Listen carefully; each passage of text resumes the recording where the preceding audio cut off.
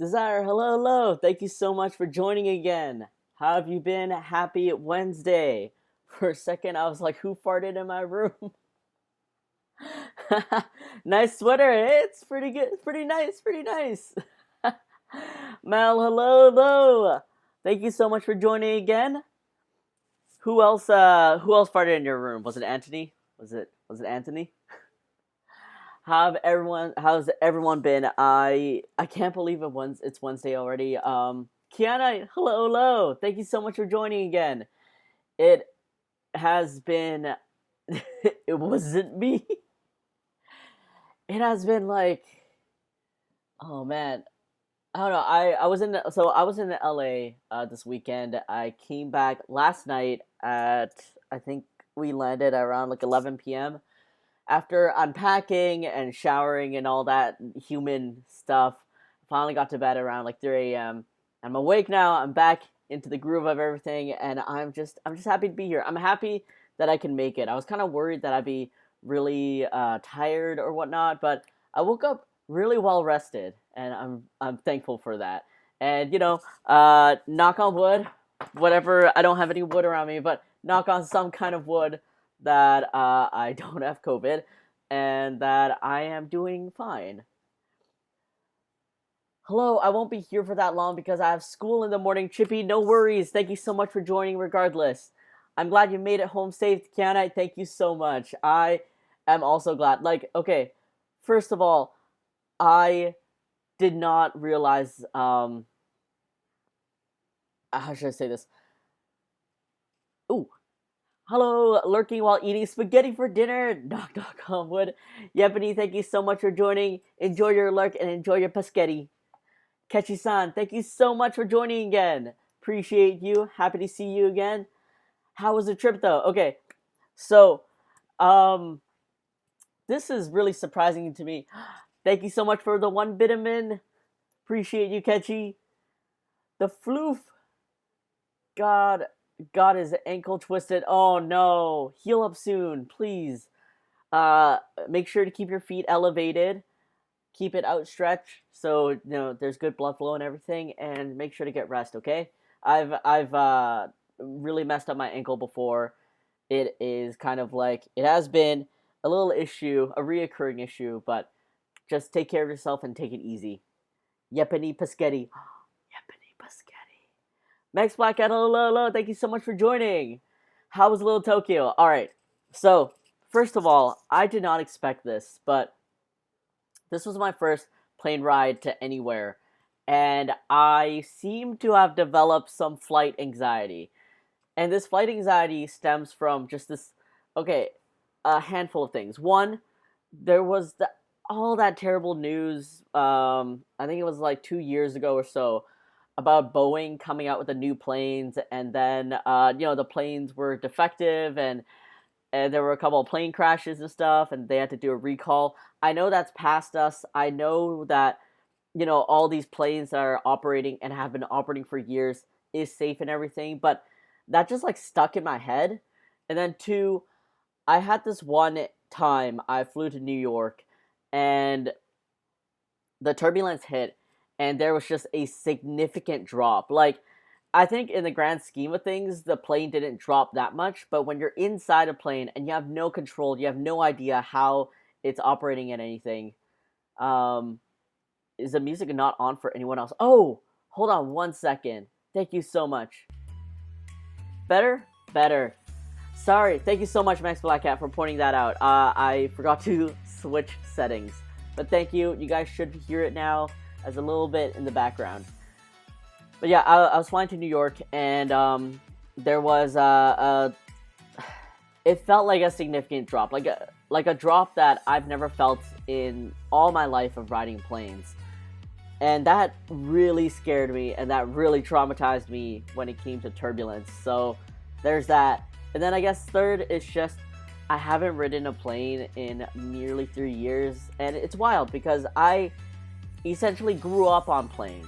My relatives, like my grandparents, lived in Hong Kong while I was growing up, so nearly every single year, my family would take a 13-hour plane ride from Canada to Hong Kong.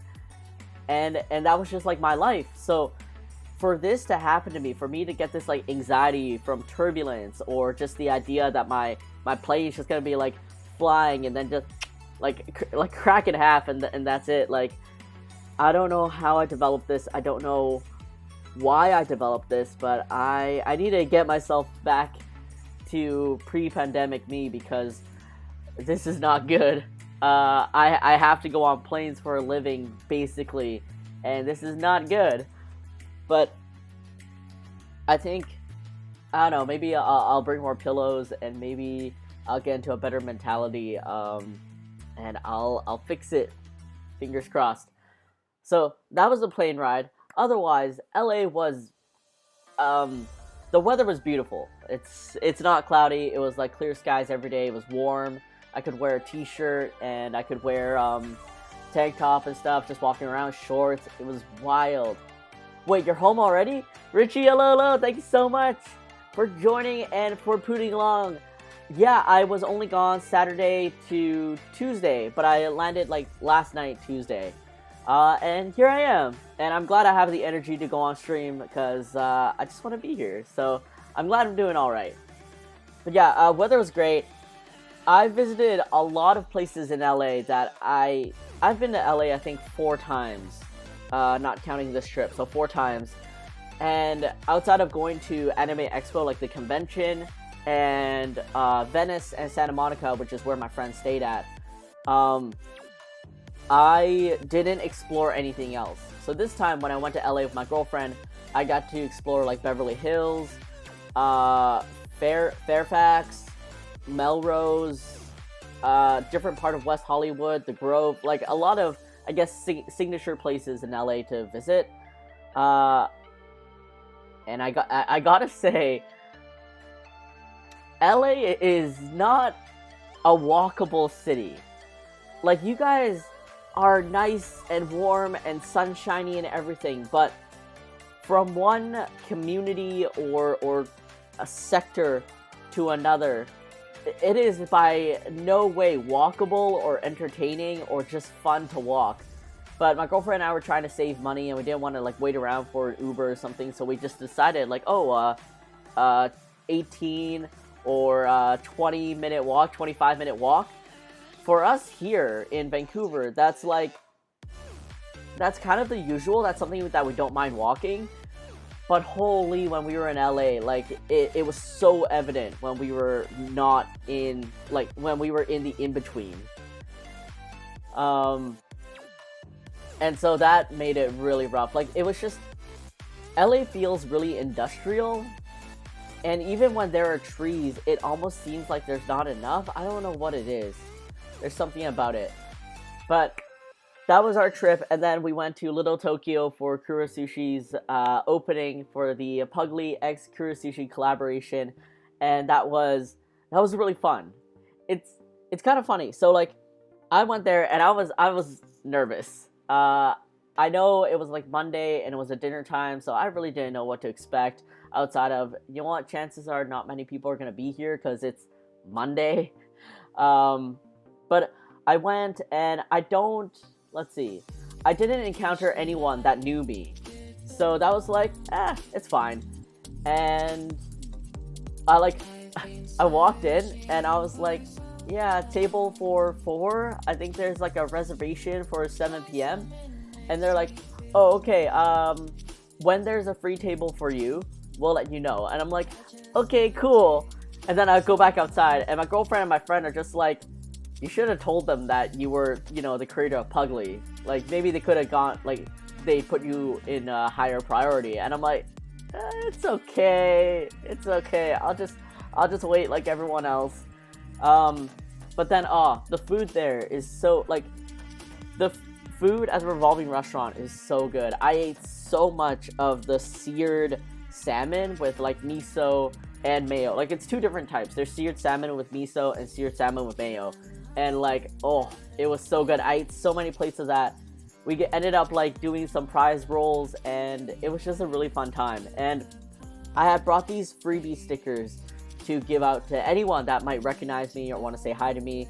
And I was also going to give them out to people that might have appeared to be a little bit more, interested in Puglie.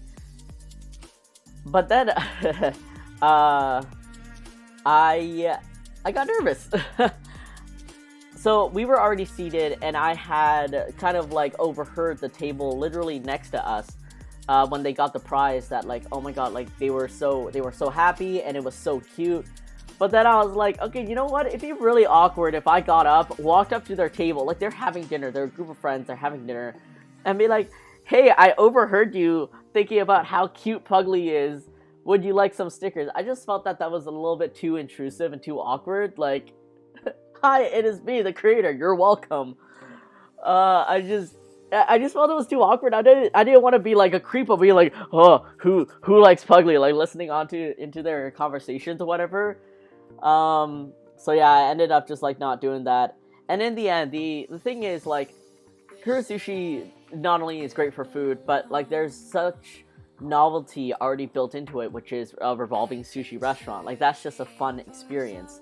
And for the most part, Peggy and I kind of agreed on this. I think a lot of people just wanted to come for either food or for the experience of the sushi itself. I don't think a lot of people were there for like the prizes or the cuteness of it. So that's completely understandable. And in the end, when we were paying the bill and everything, add all these like leftover stickers, the waitress that came to help us, I just gave her like the handful, and I was like, hey, I'm the creator of Puglie, and I have these stickers. They're waterproof and UV protected. Feel free to distribute them amongst your coworkers, the wait staff, anyone. If you have family or friends that like pugs, like feel free to give it to them. If you happen to see a kid that's eating and that's really happy about the prizes, if you could help me just give a sticker or two to them, I'd be really appreciative. Like, I didn't bring that many, but I was like, not everyone's gonna like pugs. So, you know what? If you need a reason to give them out, like, here's the reasons that I thought of. And I think from the corner of my eye, I was kind of zoning out, but from the corner of my eye, I saw her holding the stack, and then her two other coworkers kind of like came to the hostess table, and I think she was just explaining to them like me and how she got these stickers and stuff. And I just saw one of her coworkers, like this other girl, holding what looked like, I think she was holding like my sticker pack, like the pack of the sticker. And she did this little dance, like she did this little like jumpy dance where she was like hopping back and forth and stuff. And that just like absolutely warmed my heart. So like in the end, I think I would have been really excited if like, yeah, there were a lot of people that showed up and that knew me, and I was kind of worried that I didn't have enough stickers. But in the end, like, it was just that one, like just that one where I got to witness her pure happiness. And I was just so thankful to see that, to witness that. And then when I was getting up, and we were getting up to leave, we just so happened to pass by her, and I was like thanking all the waiters and waitresses that I passed by, and she just said like she was so happy. She was like, "Thank you so much for the sticker," and I was like, "Yeah, of course." So yeah, that was the trip. And I don't know, I really wish Canada had a revolving restaurant like sushi place. I just wish we had a Kura Sushi. Like that's all. But otherwise, it was super fun. I walked around a lot in LA. I think outside of events or maybe visiting friends, I can't really see myself going back to LA to have a vacation. I feel like I've gone a fair amount of what it is.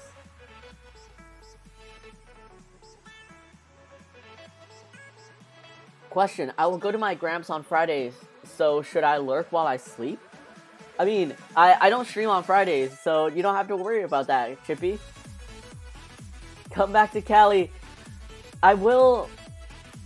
I don't know what the duration of my stay is, and I don't know if this is gonna happen like confirmed, but I might have a pop-up shop event at Honey and Butter, which is in Irvine, California. Nothing's confirmed yet, nothing is set in stone, but that might just be a possibility come mid-June. Dude, I'm going to Sacramento in May, and I hope it's still there. Oh my lord. It might still be. So, like, the collaboration is going on until May. We just don't know when in May it's going to end. So, I mean, we're definitely gonna keep social media informed. Like, we're gonna keep a post on, like, you know, when's the last days to wrap up things. But I know just like we have April to May, so either hopefully like there's a lot of support for it, or I don't know. I hope Puglie does well. That's all I'm hoping for. I'll be going to Kura Sushi in Sacramento before the end of the month. I hope they don't run out because I have to drive 2 hours to get to the nearest Kura Sushi. Oh my god, I'm so sorry. I mean, I hope it's going to be a safe drive. I hope it's going to be a fun drive. And I really hope that they don't run out of, like, anything by then. I mean, if they run out of things this early on, like, that is a really good news for me. But I don't want anyone to be missing out. So I hope it's, like, an even amount, you know? Like, Puglie's doing well, but people aren't missing out. Seattle's the same way, and it's all hilly. Seattle is like, yes, you guys have a lot of hills, and that's painful, but I don't know, I feel like, okay, granted, I've only really walked around downtown Seattle. I haven't really visited, like, a Seattle, like, outside Seattle, so maybe I can't say confidently, like, how it is, but I feel like Vancouver's a really walkable city. Like, walking through the neighborhoods are nice. We're covered in grass and trees, and every neighborhood has like a hidden gem almost, like a convenience store or a coffee shop. And even if you don't go in it, it's like something interesting. It's like, oh, that's cute. A pug seed. Wait, pug sit of Des. Pugs. I'm reading it as a sentence, but it's like, even a sentence. Pugs. Hello. Thank you so much for joining us. I'm sorry I put your name, but thank you so much for being here, and feel free to chat along with us. I'm in the same boat for Kura. I also have to drive 2 hours and bring some hungry people so I can get all the prizes. Oh my god, Rock'em Sock'em. I guess make it a day.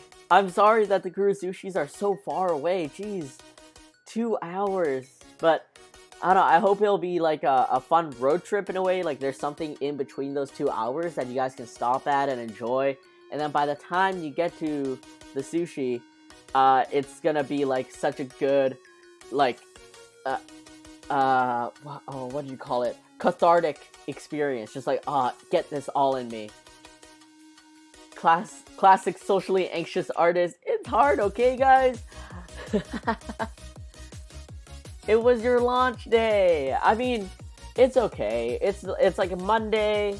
It's no like special holiday. It was dinner time, and it was Little Tokyo downtown. Which, honestly speaking, like, though it is kind of like the hip and happening tourist spot, which is Little Tokyo, I can't imagine a lot of locals really wanting to go to Little Tokyo for dinner, unless you, like, worked in the area. I'm in class right now, LMFAO, forgive me if I'm on and off. Richie, no worries. Enjoy your class. Pay attention. Alright, let's see if my coffee is cold enough for me to drink.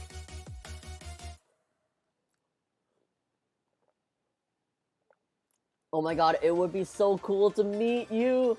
I don't know, I don't want to ever assume, like, okay, if you for sure seemed super happy with Puglie, like that you got something, I'd feel a lot easier. But I didn't want to go around to people that obviously weren't, like, they were just interested in the sushi, and just the concept of the gachapon. And just be like, hi, I'm the creator of something that you, like, don't even know about or don't really care for. Yeah, it scares me. Quantinator, fancy seeing you here. Hope you're doing well. Hope your weekend has been good. No, I'm going for a Puglie. It'll be worth it. Kiana, thank you. I'd be so stoked to see you at Honey and Butter. Max Blackcat, I would be so happy to see you and Victor. And also, thank you so much for the 100 vitamins. You never have to, but thank you so much for them. But yeah, I would... Okay, first of all, honestly speaking, I would be so stoked to go back to Honey and Butter just for the fact that I can, like, eat, like, shovel macarons in my mouth. Their macarons are so good, and it would be so perfect. Like, if I can have a pop-up shop, meet fans, eat macarons, and then probably the day after or the days before, either or, like, go to Disneyland or just enjoy another part of California. But really, guys, I'm sorry. I'm just... Get me a box of macarons and just let me eat. Like, someone take over my booth. Just don't look at me. I'm in a corner eating macarons. Like, I'm busy. I forgot to say, I'll be attending Annie Revo this year. What? Quan, what? As an artist? As, like, for funny? For funsies? For funsies? Like, why would you travel across the country to come to Annie Revo? I have to ask. I didn't even know about Honey and Butter until your collabs with them. Oh, I'm so glad. Like, I'm so glad, one, you got to discover them, and two, it always makes me feel really happy. Like, one of my biggest worries is that any collaboration that Puglie has is not, like, I worry it's not worthwhile for the other person, because, like, maybe I'm too small, maybe people don't know about me, or, like, maybe everyone that already knows Honey and Butter, or everyone that knows me already knows Honey and Butter, so, like, I'm a little bit worried. But consistently, people that I've collaborated with at least tell me that it was a good collaboration, or it was, like, super fun or something, so I'm hopefully taking that in. And, I mean, the most I can do is just do my best. And, give credit where credit is due. Work hard for both me and also who I'm collaborating with. And see how it goes. Just for funsies, I got family. Quan, I'll see you there. Can't wait to meet you. Can't wait to fancily see you in my city. Puglie has big dreams and big potential, so you should be confident. Huge. Thank you, Kia Knight. Thank you so much. But, oh man, speaking of that potential, hold on, let me look over, is there anything I need to specifically show you all? Because I can get to drawing and then just tell you guys the stories that I experienced. I'm good. So, there's one thing I wanted to show you all. It's silly, and I don't know how I'm going to incorporate it yet, or how I'm gonna use it. Hold on one sec. Check it in to say hi, huge. Looking forward to me and fiance's trip to Kura on this coming Friday. Thankful to have one in Seattle. Hammerbeard, Matthew, thank you so much for checking in. Hello. I hope you and the fiance are doing well, and I hope your coming trip on Friday to Kura Sushi is going to be a delightful one.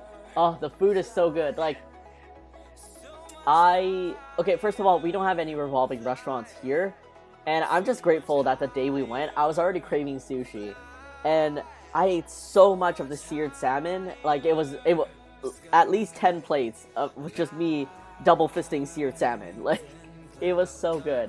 So I hope you enjoy it, and I hope you get all the little poots that you wanted, because we got rubber bookmarks, we got little sticky notes, and we got temporary tattoos. But me personally, I think my bias is leaning towards the rubber bookmarks. I like how they came out. I like the use of them. Like, they're useful because they're kind of like just a paperclip. And they look cute. Can't wait to see you. Alright, so this is something that I got. I want to put it at my table, either as a display or either as something that is actually useful. But it is a mini vending machine. And considering that my dream is just all these, like, little novel vending machine gachapon items, and to make Puglie's table or booth look like a convenience store, like, this is all I want. So I got this from Typo, I think it's like a kind of gift shop in the US, because we don't have it here in Canada. It's from Typo. And it's this translucent, like, yellow vending machine, like this neon yellow vending machine. And so I'm actually able to put like an item or small items in here. So that's why I was saying, like, worst comes to worst, this can just be a display thing. But I can put small items in here, and I don't know if my camera will be able to show it. I don't know if I can get the right angle. Oh, kind of. So this area right here is actually like a latch. So if I pull this knob right here, you'll see it move a little bit, but there's a circle here that's like where, I don't know, well, this was meant for snacks, but if I just find the right size of marble or something, and you know, you guys pay for a random roll and you guys pull it, and then you get to open this little tray down here to grab it, like, make that like a random draw thing, or I don't know, just something along those lines. Because, again, at the end of the day, if the convention doesn't allow, like, these kind of chance games, or, like, random draw games, then I can still have this on my booth, and it's just display, and it'd be something really cute. But otherwise, I'm just excited to have this. Like, I don't know if you guys can see. Yeah, so I have, like, the mini Gachapon, like, right here. This takes up a significant amount of space in my booth, but I have this here. I have this vending machine here. I'm excited. I'm excited, but like, there's so many conventions nowadays that are limiting these kind of draw games because they are on the borderline of like gambling, essentially. But this stuff is fun. Like, I don't know. It's such a I feel like, at least witnessing on Twitter, it's a heated debate. But like, I just think it's fun. Like, I grew up on Gachapons. I know, like, know your limit, play within it. Like, don't always have like the hopes. Don't like chase your losses. Don't. It just makes sense. So I feel like for the most part, when people do these options, like the Gachapon and stuff, like the random events and stuff, it's like, most people that purchase it are just like, I don't know what to choose, so I'm just gonna leave it up to fate. And they also get a deal out of it because, like, usually these things, at least I charge a little less than like if you got to pick what you wanted. So it's like you get a deal, and hey, if you've come to terms that like whatever you're gonna get is something that you're gonna like, then this is a perfect deal for you. Yeah, I hate that gacha is considered gambling. Random chance is so exciting. Yeah, so, oh man, I got a whole rant about this. Let's get into it, but first, let's get into the art before I get into this rant. Unique Styles, hello, thank you so much for joining again. Oh yeah, what's this? My new little transparent vending machine. I'm gonna research like marbles or something cute to put in here. But if not, I'll just stick a bunch of pins and keychains in here and call it a day. Maybe I'll do that thing where it's like, guess how many items are in this, and if you guess the number correctly, then you'll get a free something.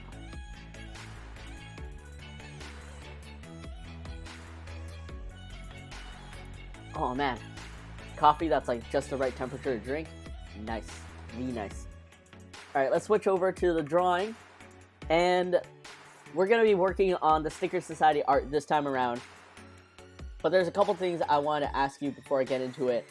So I did these on the plane. I did the new version of the Aw Heck, and he's looking a lot more round.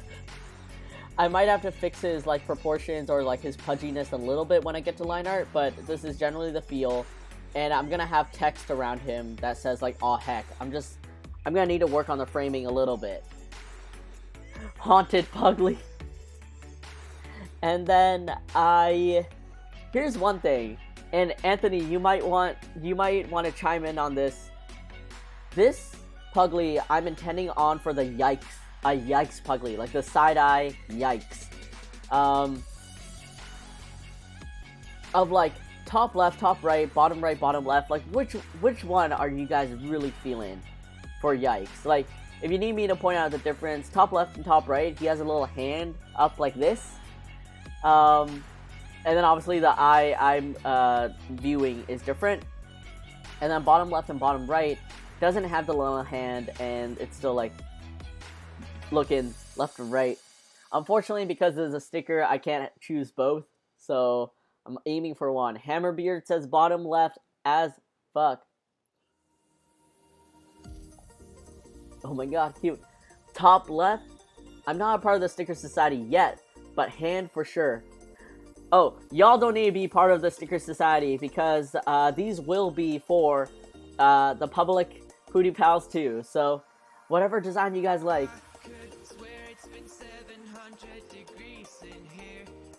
Save them all for a holographic sticker? Oh, do you mean like the sticker that like animates kind of? I'll have to source where I can get that. But I can definitely like save this for sure, for one of those like animated ones. Like he's looking left and right, or like he's looking left first, and then like his little hand comes up. All right, so far we are voting for both the left.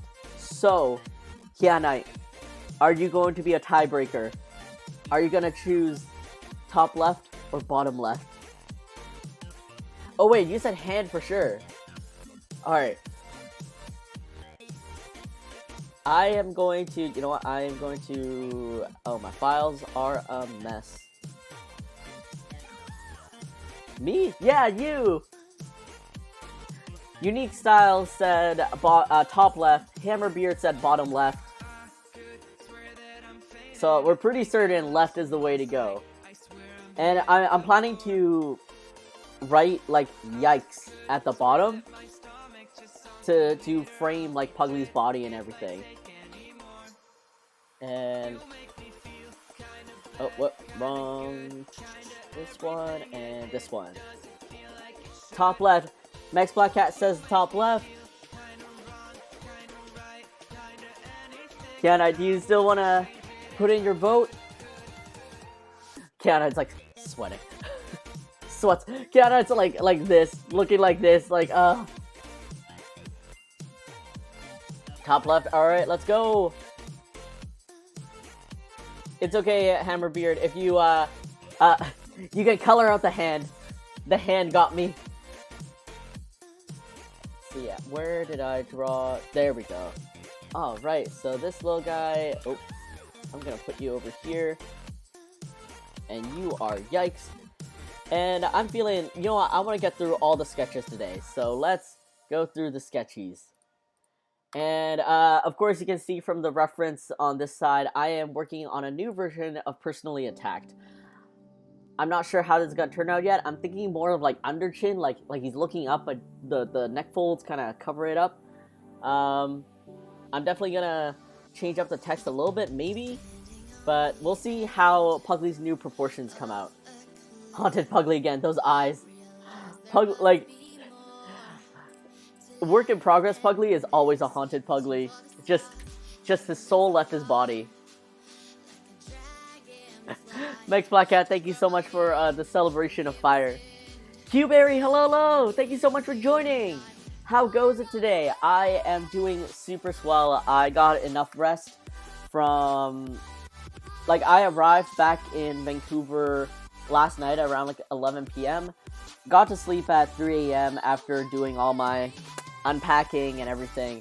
Oh, I left my mat there. Dang it. Okay. I'm doing swell. I'm doing a-okay. Triggered. I haven't been around for a month. Are you revisiting old Puglie designs? Yes. So, I guess here's a couple of things. One, I have created so much content for Puglie. Like, truly, I've created a lot of stuff for Puglie, and I'm finding that even looking back at my old artwork, the way I draw Puglie, his line art style, his coloring style, even just the subtle differences in his proportions, like in his face and his mouth, has changed. And I think I've gotten better at drawing him, which is weird to say because I literally created him. But I think as the years went on, I got better and better at drawing him and conveying him the way I want to. Not to say like that before he's not the way I wanted to draw him, but I just feel like I got better, and maybe I changed along the way. I used to be cool, man. And so I'm going back to revisit some old designs, some designs that I feel like could have been drawn better. Designs that need a good, like, fresh coat of color. Unique Styles, thank you so much for subscribing to Prime. I appreciate you so very much, and thank you for choosing me for your Prime subscription. And yeah, so I'm just going back and revisiting old designs, especially because so many people, one thing that I've realized is so many people discover Puglie, right? I mean, old fans move on, new fans come along, but it's, I don't know if you would say like it's not fair, but it's almost like, you know, there's so many people that didn't get to experience some of his old references or jokes or older designs. And since I feel like I've gotten better at drawing him, it's like, oh, why don't I, you know, just clean up some of the old designs, bring them back, and see how people like them. Also, I just realized I might be drawing with the wrong brush size. There we go. Excellent to hear, and ooh, that's a throwback. Hughberry, thank you so much for remembering this little personally attacked Puglie. You know, the funny thing is, this Puglie was actually inspired by a fan. I had met them briefly at Anime North, and we were just like chatting and joking about like all these Puglie designs and stuff. And then she was the one that offered personally attacked as an idea, because she says her friends always kind of call her out. And I know this is an old reference, but back then, like, everyone would say like, oh, you were personally attacked, right? Like nowadays I think people say like triggered or something, but you know, when you get, or people now say like you got called out. Oh, maybe that's the update. Maybe instead of personally attacked, it should say called out. Oh, I'm gonna write that down for consideration.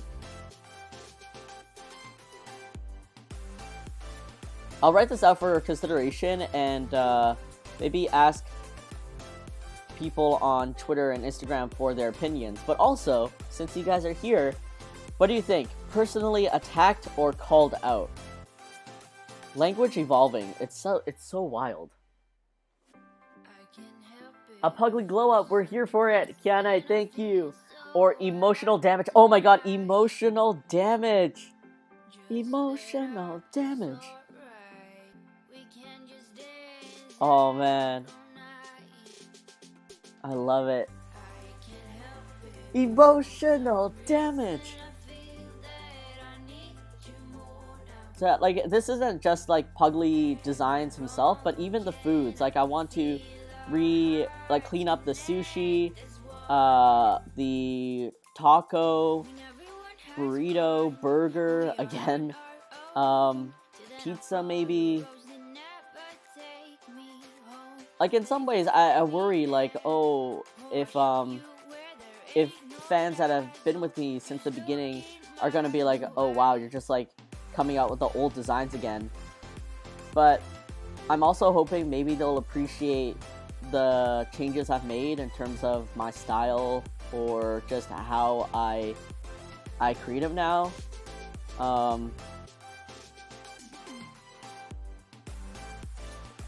And I hope they see that maybe the quality of the art has gone up, because I personally feel like I've gotten better. But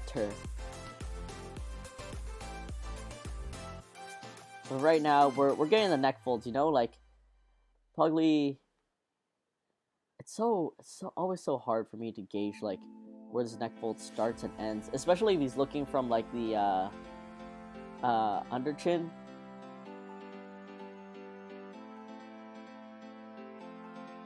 I like how everyone's liking emotional damage. So I'm gonna put a strong tick right there. Old fan here for the updates. Matthew, thank you so much always for being a part of all my adventures.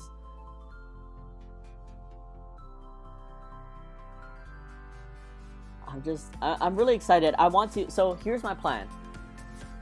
I want to revisit these old designs and also clean up and update some old designs so that my store, like these directed garment stores, like say Redbubble, Society 6 and stuff, across the board, they are now like, I want to say quality-wise, I want them to all be in the same field. Like, nothing is half-assed, nothing is anything. Like, I have a dedicated part-time graphic designer now who is amazing at doing this, and we're working together to understand each other's design styles and Puglie style and everything. And I'm really excited to really put more designs out there that reflect Puglie, that reflect whatever he's dressed up as, make funny references, make more good apparel. And outside of the directed garment stores, I also have ideas of my own for apparel things like t-shirts and stuff that I want to see made. So I'm working towards it. Okay, let me see. So he's like, it's an under chin. He's emotional damaged.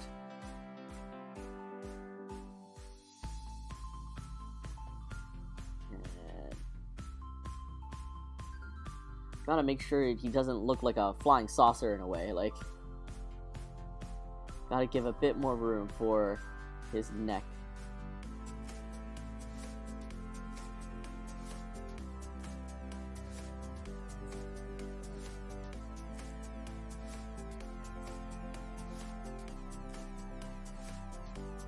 I think there's a drastic enough difference in how you used to draw Puglie to now to justify revisiting old stuff. Canai, thank you. I mean, I hope it's noticeable.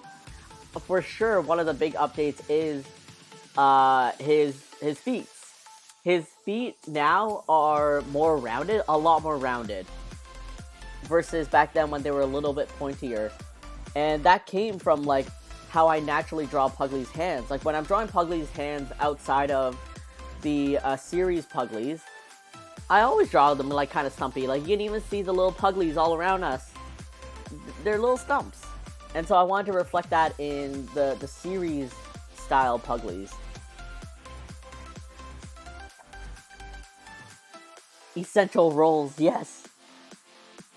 Alright, so let's go over some story time. Let me tell you guys about how the week has been, outside of the amazingly fun Kurisushi.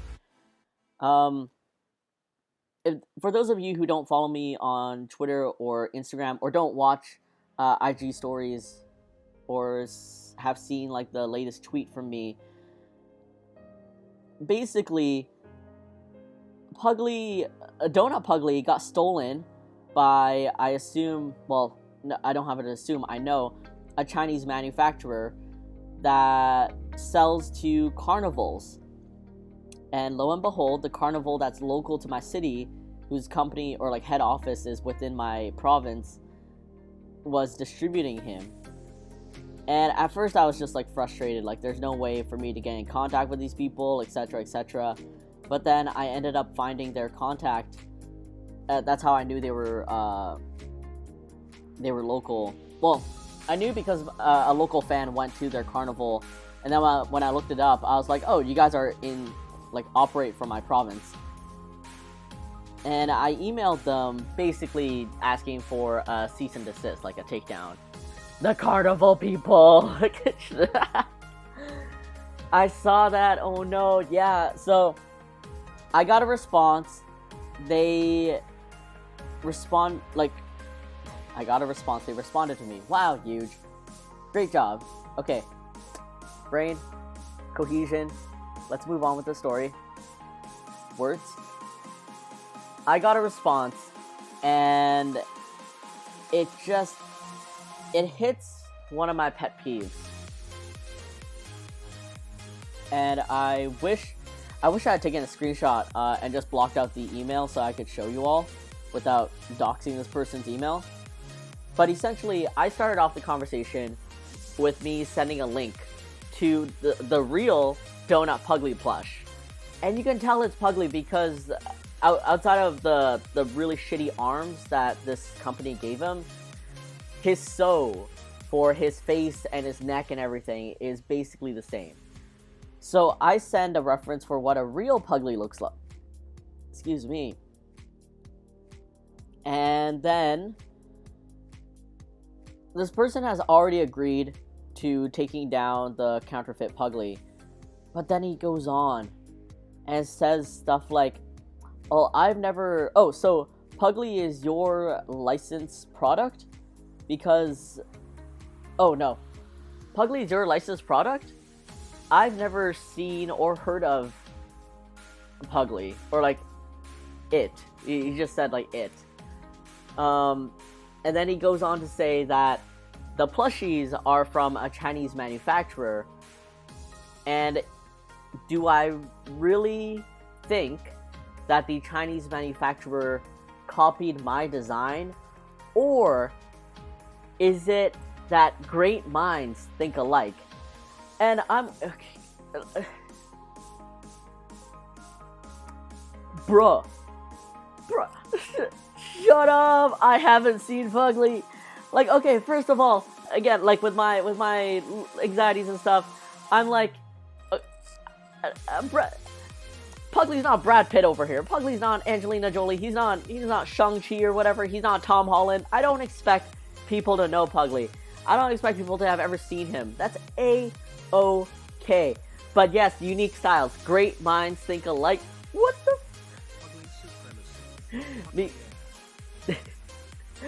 Misaki, thank you so much for the Puglie supremacy. And I guess I think you mentioned last time. Oh wait, no, that was Carmen. Never mind. My notifications are working. Brad Pitt and Shang-Chi are on the same level. Like, I don't expect people to know Puglie. I am completely fine with that. I err on that. I'm not like, I'm very much not the type of like, do you even know who I am? Like, I don't care. But like, bruh, in the 2 emails that you've received from me, I have very strictly typed out that he is my intellectual property. I have copyright, I have trademark, I have licenses. And this guy still goes like, so he's your licensed product? Question mark? Bruh. And then he's like, or unless great minds think alike. I literally sent you the link. I literally sent you the link to my official product where Puglie looks the exact same because he was ripped off. And you're telling me that my 8 years of Puglie content is great minds think alike? And I'm also willing to like, when I see concepts made by artists, like things in water bottles, water in like game consoles, gradient skies and all that, like those types of things are stylistic. And but like, if you were to say great minds think alike, I would say like concept wise, like stuffing an animal into food. That's nothing new. Yes, I do that a lot for Puglie, but I'm not gonna get upset as someone doing that for a corgi or a cat or whatever, because this is just, it's stuffing things into food. Like, what? But you are like, buddy, do you have eyes? Like, this is literally what I want to email back. Do you have eyes? Like, do you have eyes? I don't. So that's one of my biggest pet peeves. Like, and so this has been something that was explained to me by my lawyer years ago, when another company that sells in malls, like a big company, also had Puglie ripped off. Like, it was literally potato Puglie, but they had their designer or whatever put like melting butter on top of potato Puglie and called it a day. And in the correspondence, like with those people, they were just like, oh, we think we see similarities. And I'm like, you see similarities? I send like an opacity. Like, I send an overlay opacity to show where the lines match up. And I'm like, you see similarities? Do you have eyes? And it turns out that my lawyer explained is that they cannot either, like, they themselves, and even by recommendation from a lawyer, they cannot admit or say anything admitting that yes, they do see that it is the same.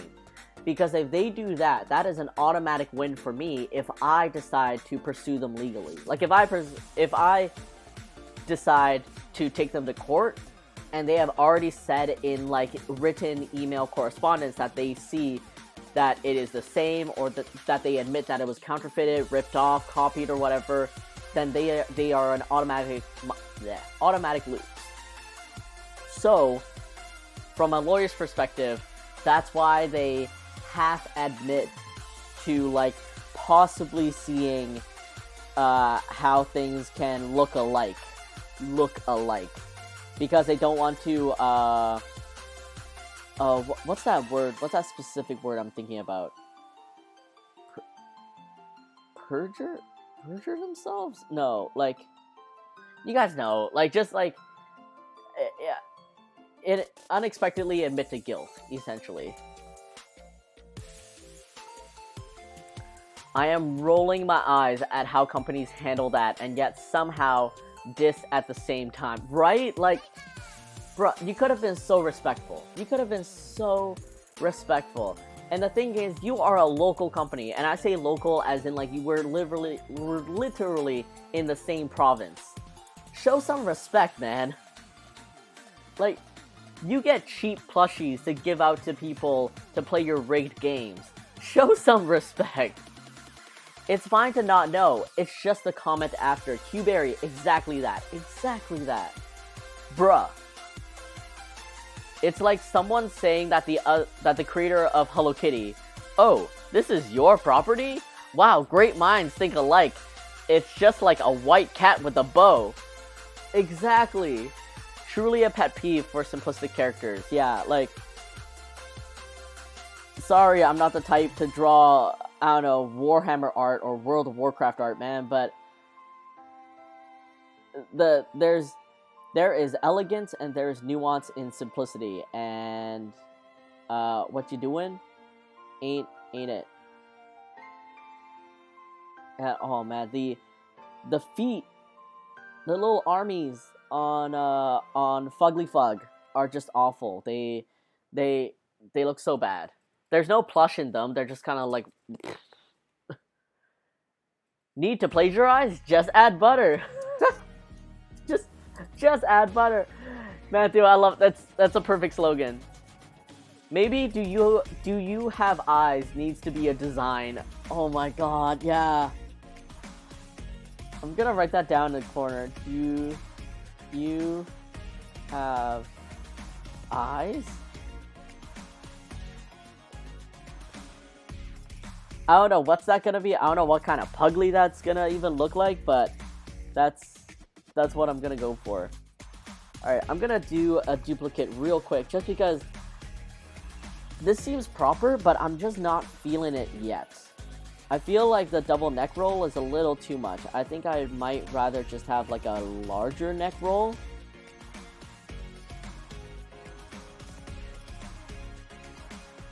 So that was today. That was a couple hours ago. And it's just frustrating. It's the lack of respect. It's like it's so common, you know, I didn't know you were streaming today. I told you last night, babe. I imagine it like this. Yay! Oh my god, like the anime, like the wide split eyes kind of thing. Oh yeah. I'm gonna go get bubbly tea. Okay, bye. God damn it. Bye, babe. Batissa Wednesday, Misaki, thank you so much. Hi, I will only stay for a while. My connection is not good. What's up? Puggie Lolo, thank you so much for joining. No worries on staying for a while. I hope you, your connection gets better. Feels better. I hope your connection gets better, and I hope you get to enjoy the rest of your time on the internet. What's up? Nothing too much. I was just ranting about, the response I got back from a carnival company that was distributing counterfeit Puglies as prizes for the carnival games, and just like the way, at least on text, that they were responding to me just sounded very disrespectful and very a very pet peeve of mine, I guess.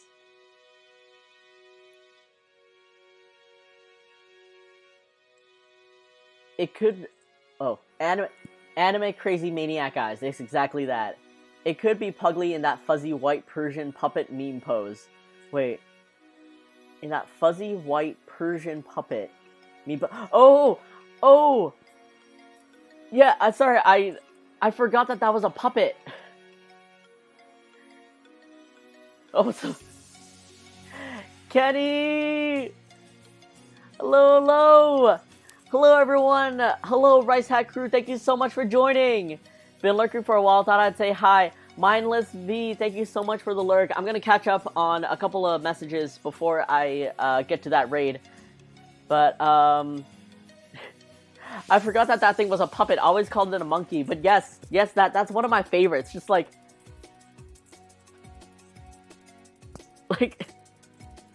Are you accepting Puglie Doodle today? I mean, I can. Misaki, if you want to redeem one, I totally can. Yeah, no. You know, sometimes a connection gets sick, huge. I too hope it gets better. I hope it feels, you know, I hope everyone's internet feels better soon. I hope I hate my keyboard, why? But yes, Mindless V, thank you so much for the lurk, always, and no worries. Thank you for the hi, but if you ever want to just come chill and listen to me rant about things and get passionate about things, you're always welcome. As caught up, hello Rice Hat Crew, thank you so much for all the love and appreciation from Kenny's stream. Oh my god. Oops. Oh my god, please read the raid message. Chaos. Kenev, oh wow, oh Chaos. Kenevo Chaos, all issues of its daily updates and the gang banging. Chaos, Kenevo, wow, Kenevo, crew. What is happening? The Chaos Rice Hat Crew strikes again. That ending sometimes may be good. Sometimes maybe not so good. Don't read it. It's too late, he read it. I'm so sorry. It's okay, Kenny. I always expect the best from you. Back to the connection thing. It's because I'm not on my house connection, so it's trash. Okay, gotcha. Oh, Kenny, you owe someone a crane game. That's our chaos. Vlad's just like, that's our chaos. Huge, how am I doing today?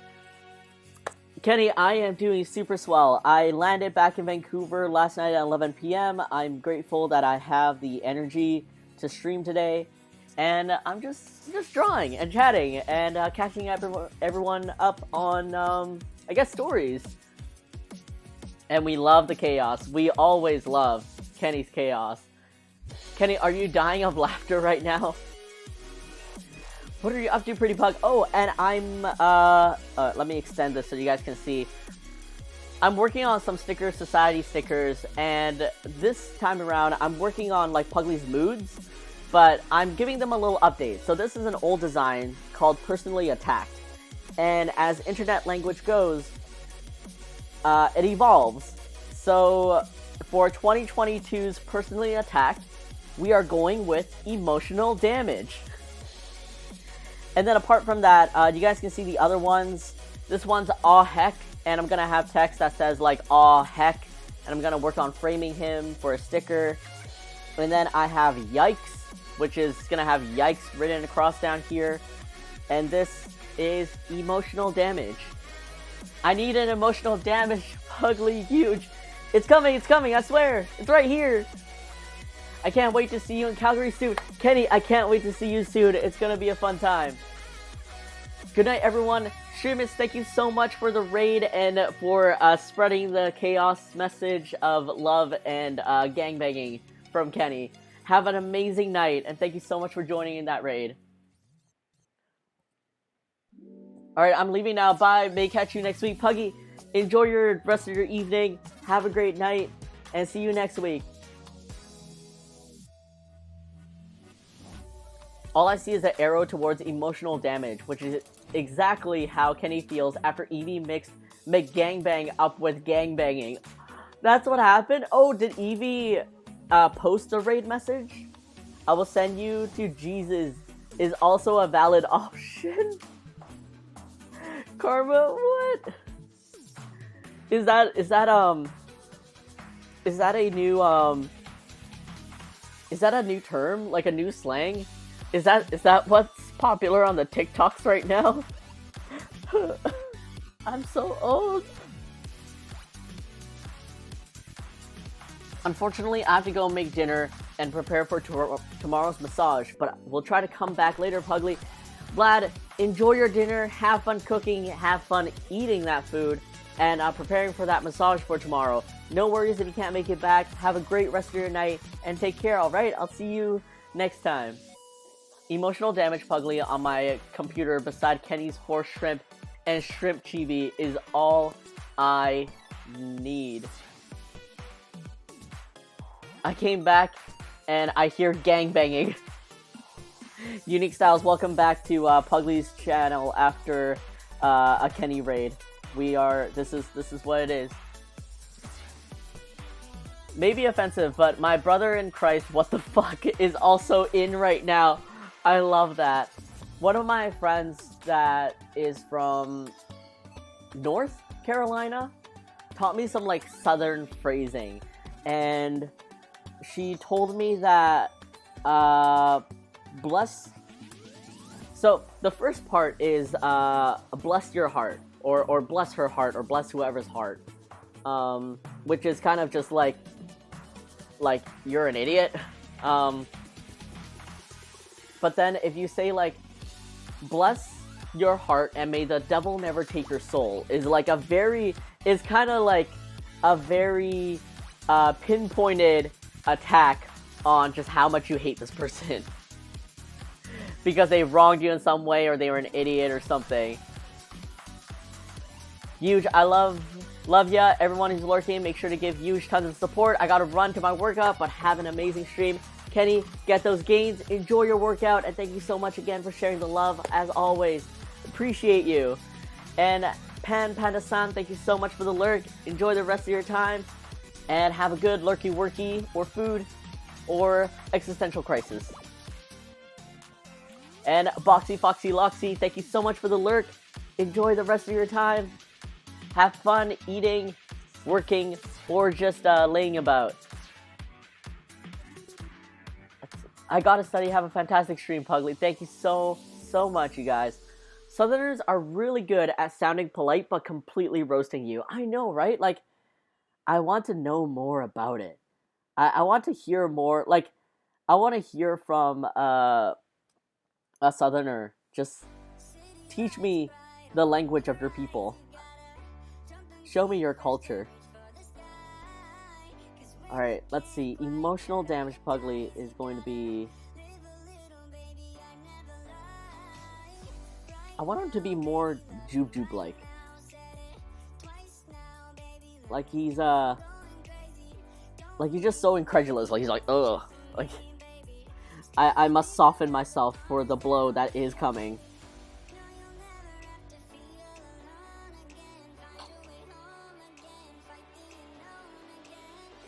Oh man, but I gotta tell you guys, the my first plane ride. This is my first plane ride. Actually, no, second plane ride that I've had to like wear a mask. The first plane ride that I wore a mask for was when measles came back. I'm pretty sure it was measles came back in America because there were so many anti-vaxxers. And I was going to Vegas with my mom, and my mom was just like, wear this mask when we're on the plane because I don't want to get measles. And I'm like, okay, mom. So that was that. But like, my plane ride back, I was wearing a hoodie. It was like stuffy in the plane because obviously it's like recycled oxygen, and I was also just warm. I'm a naturally like warmer person, and then I have this mask on, and if plane air isn't stale enough, the air in your mask is going to be just like even staler. So, oh my god, the last 20 minutes of the plane ride was just awful. I was like, please God, like, I hope this is not COVID. But like, I started getting a runny nose. I felt so stuffy. I felt so warm. But of course, like, you're in these tiny seats, so I don't want to awkwardly like bump into the person next to me, trying to take off my hoodie. Meanwhile, I'm like sniffling. I'm like trying to like wipe up my nose. It was just bad, and it's not like I could take off my mask to breathe some semblance of fresher air because you're in a plane with you're in a plane. It's just scary enough like that. It was so insufferable. Like, feeling stuffy is one of the worst feelings for me. So, I was so thankful that the moment I got out of the plane, got, like, some fresh air, and I was able to take off my mask, like, everything cleared up. It was like, oh my god, I can breathe. Oh, Mimi, so what did you guys work on today? On Kenny's stream, because I saw his preview on Twitter that was like, you guys choose, and there were so many choices. Alright, let's see. Incredulous, emotional damage Puglie. Let's bump this up a little more, because this is like under chin, so this isn't going to be squished down, it's going to be bumped up a little bit more. Yes, shoulder squish. Here in Germany, we love to say, God may you make it rain, brain or bricks. Just hit the right people? Is this... Sorry, Karma, is this like a very common saying? Like, is this sentence as long in German as it is in English? Like, does it sound... Is there a YouTube video that goes over this phrase? Because that sounds amazing. I just... That way with words... That way with words is so beautiful. Poetry, I would say.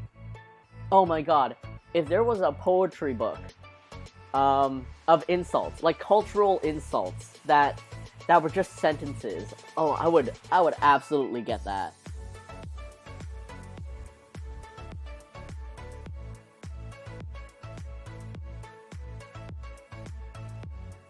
Alright. The perfection of the neck roll. I feel like an artisanal baker or something, like a chef, you know, when a chef is plating something and they're being very careful, I feel like this every time I draw Puglie's fat rolls, because it's like, oh, the perfect curve. I need the perfect curve. You know what, I definitely like the big, the bigger roll with the pushed up cheeks more than the multi-roll.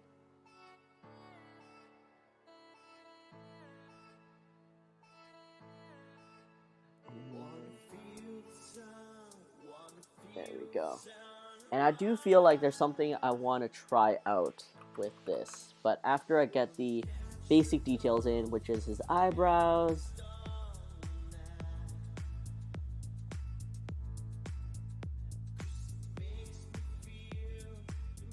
But I don't know if you guys can see, I mean, my reference got kind of covered up here, but already, oh, not zoom in here. Actually, I won't, no, I don't need to zoom in here. Like, already, Puglie looks different from the previous design. Like, proportions-wise, like, the mouth is smaller, his eyes are a little bigger. I mean, compared to the mouth, it's much bigger. Just, I can't pinpoint it. but I like the way I draw Puglie nowadays. Viv, hello, thank you so much for lurking as always. Appreciate you. And Pugs, thank you so much for the redemption of water. I don't have my big bottle today because I forgot to refill it and put it in the freezer.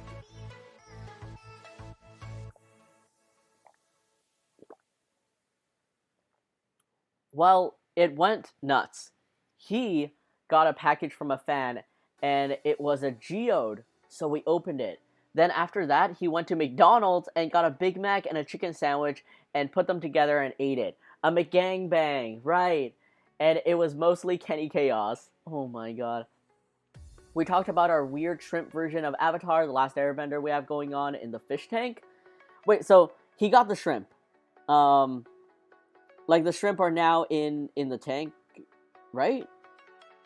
Because last time we were all working on the logos, but I wasn't sure if the shrimp were already in the tank or not. It is just as long as it is in English. My teachers love to use it in class to make us feel stupid. Aww. Ooh, I wanted to mention that while I was away, I got my very first order of Puglie stickers, and I'm so happy. Kianite, thank you so much! I put them on my spit cup for work, and can definitely attest to the waterproofness of them. Wait, what's a spit cup? Is it literally what the name entails? Chef's kiss the wrinkle. Thank you for appreciating the wrinkle. It's like plating for Gordon Ramsay, but it's presenting a fat roll to him. It's like Master Chef, you know?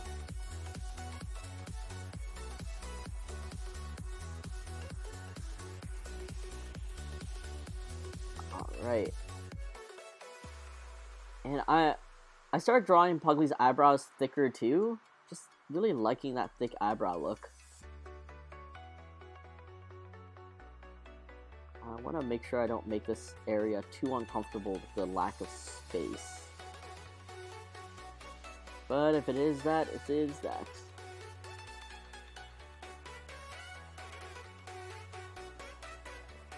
Alright. And let's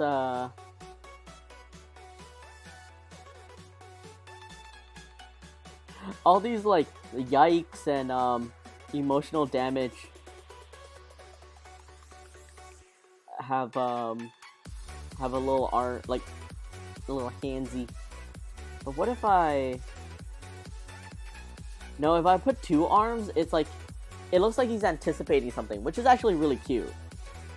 Like oh,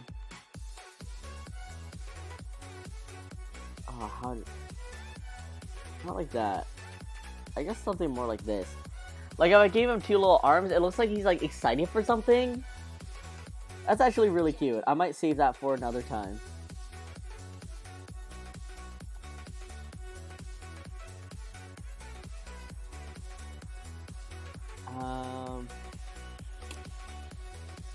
Alright, I'm gonna change up. I'm gonna have a separate layer for the eyes.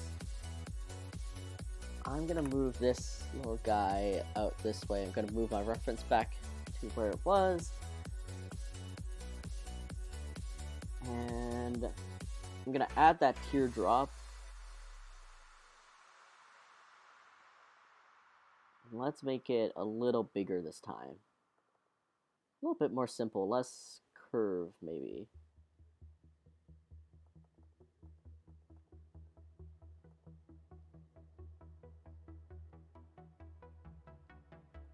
Just a big old teardrop.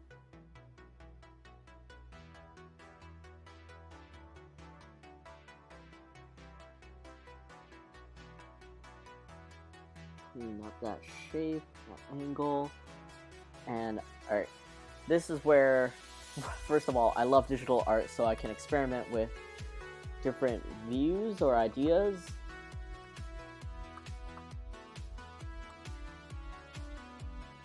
Oh.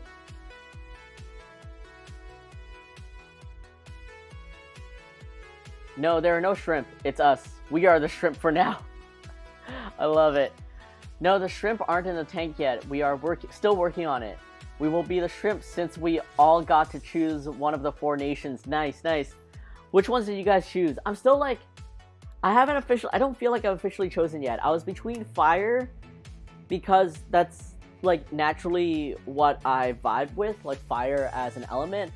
But then the earth was so cute. I have returned with bubbly tea. What bubble tea did you get? Ooh, I work in wine paneling. You spit the wine into a spittoon. Oh, gotcha. Okay, I got it. That's so cute that he's there. I'm glad he is withstanding all the wine. Aw, just be tipsy. I would get fired. Thick eyebrows or thick eyebrows? I am down for the thick. I'm down for the thick.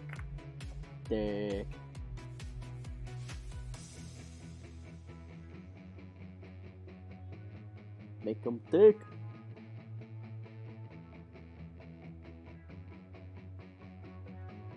Oh yeah, that's real thick. Those eyebrows are eyebrows that have done squats. Alright. Let's do those quick ideas. So, first of all, one of the quick ideas that I just want to see is if he wasn't emotionally damaged, but he was excited about something. So, it's like, take off this little detail and just give him a little hand over here. Imagine I put out these two stickers. They look exactly the same. It's just slightly different. Oh my god. But it's all about the intention, you know? Like...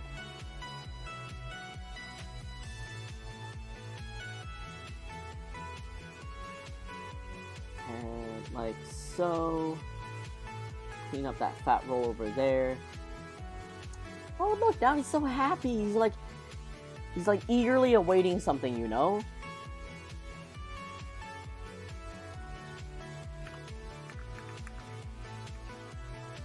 It's like, oh, I can't believe.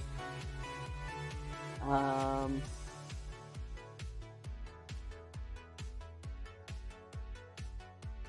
know what? Maybe I can make this look even like more happy and cuter by just giving him a little pudge. You know, that way he has that little squint up on his eye? Maybe. You know what, let me... Again. Rewind. And... move this up. Oh, I want to add that note to,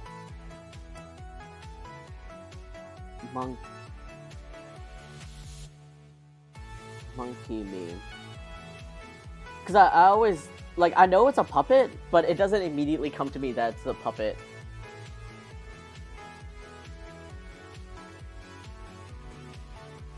Emotional damage. Fair, I am proud of the ones I picked out. I got the Great Sushi Wave as, like, an inside joke, and the Parfait Puglies because there's a lot of fruit notes in wine. Oh, that's cute! Oh, that's so sweet! I had a friend who was a coffee taster, and he had to spit it out a lot. I'm guessing he never slept. Oh my god.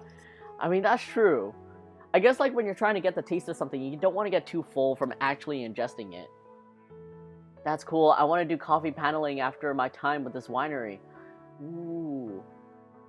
Okay, but it feels like two hands and teary eyes would emphasize the emotional damage. Okay. Alright.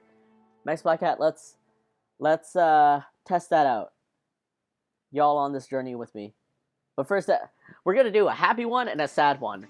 The base is completely the same, and I am scamming you all, but let's do this. I'm fire. Okay, cool. Oh.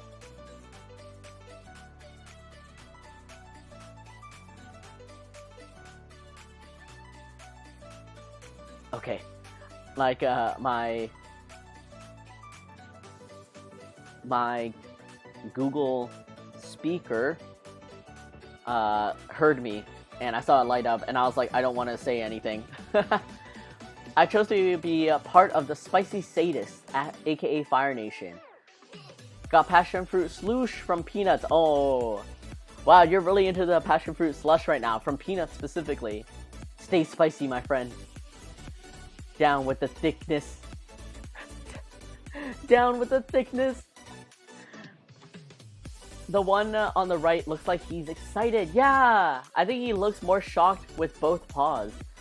I think he would look shocked with a rounder mouth. Oh, that's true. Yeah, if I didn't, like, have his tongue blip, he would absolutely look shocked. Yeah, ingesting the product gives your saliva aroma... Wait. Ingesting the product gives your saliva aroma that sticks around, so you can't really swallow it. Oh! Oh, that's so interesting. I had no idea. Wait, so if you ingest it, your saliva will, like, have that aroma for a while? Alright, what did I want to do? Okay, so I want to experiment more with these two. In particular, let's move this little guy over here. Because we're going to try two, like Mex Black Hat said, 2 arms with the teardrop. And I also want to try out a rounder face. And I am going to quickly take this teardrop over here.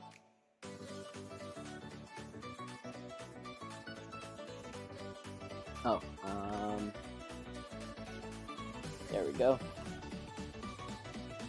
And for this one, I want to experiment giving him a little rounder cheek.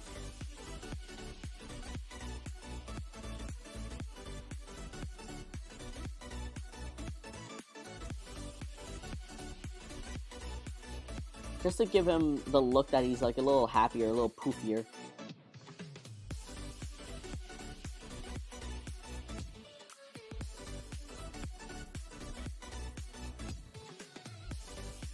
And over here too.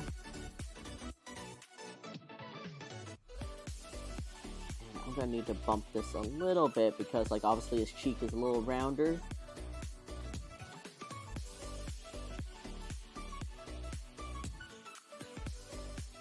There we go. Alright, so one's happy, one's sad.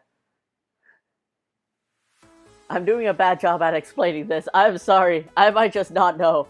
It's like, it's harder to rinse the aroma out of the saliva that hangs out in the back of your throat. Okay. No, I think I get that. You're saying saliva a lot. How did you get into wine paneling, Kiana? Yeah, how did you get into wine paneling? The teardrop and the 2 paws kind of give me a scared vibe. Oh, that's true, that's true.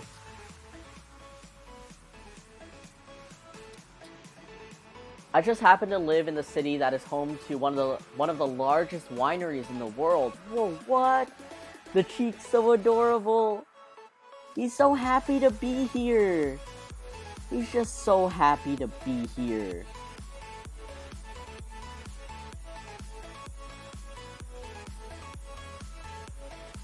Gonna round out the cheek a little bit, clean up this area right here.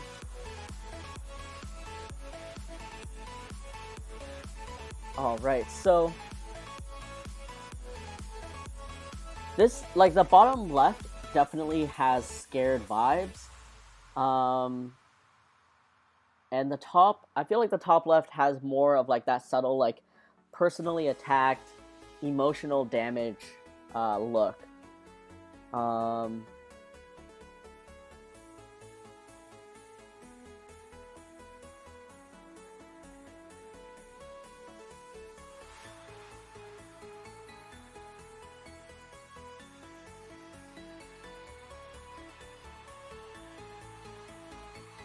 You know, the funny thing is, the emotional damage would work well with one of my Puglies that I'd already drawn recently.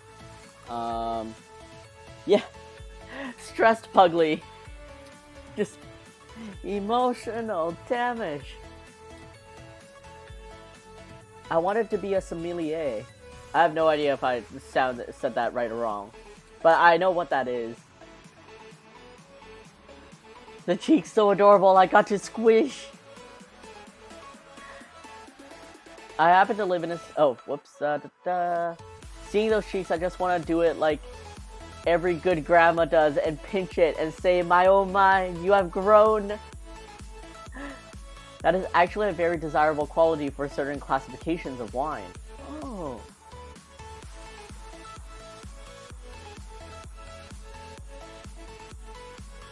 Oh, that looks like emotional damage too. Yeah, I mean, all this is emotional damage, I guess. Well, okay, what were the ideas again? Called out, personally attacked, and emotional damage.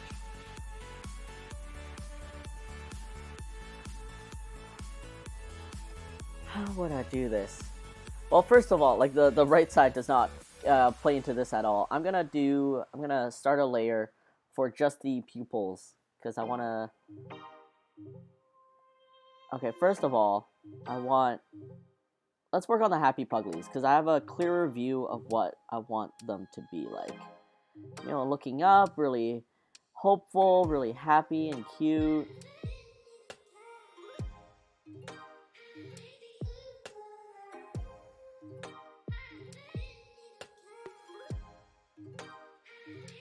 And he's just like, oh, I'm so happy to see you. And then the rounded ones are gonna be like extra happy, and he's gonna have a little sparkle in his eye, you know, like so happy.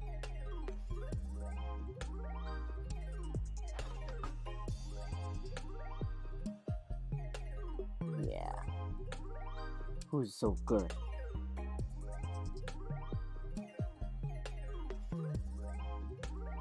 When I was staying over at my friend's house, they have a little pug, tiniest pug I've ever seen, little potato, and oh, she was so good. I miss him so much.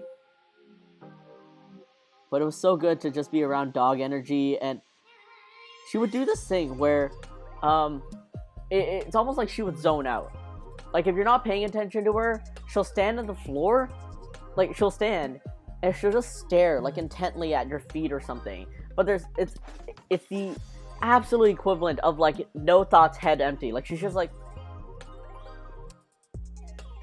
and then when you call her name like excitedly, she'll kind of snap out of it, and then she'll run towards you happily, and I'm like, oh, you're so stupid. I love you. I love you so much.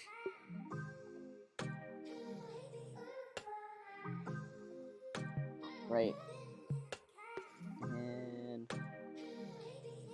there we go. He's just so hopeful and happy. Yeah.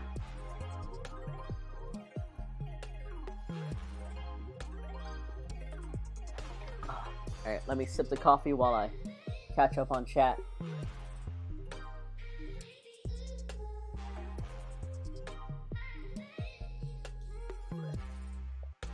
It's very fun, but sometimes wine tastes like petroleum, baby barf, burnt coffee, nail polish remover. And when you're being trained to pick up those notes, you have to taste them over and over. Wait, why are they, like, is it on purpose that they make it taste like that so you can tell them exactly what it tastes like? Or, like they're not actually putting this stuff in it, but it just happens to taste like that? Like, be like, yes, I taste a hint of baby bath.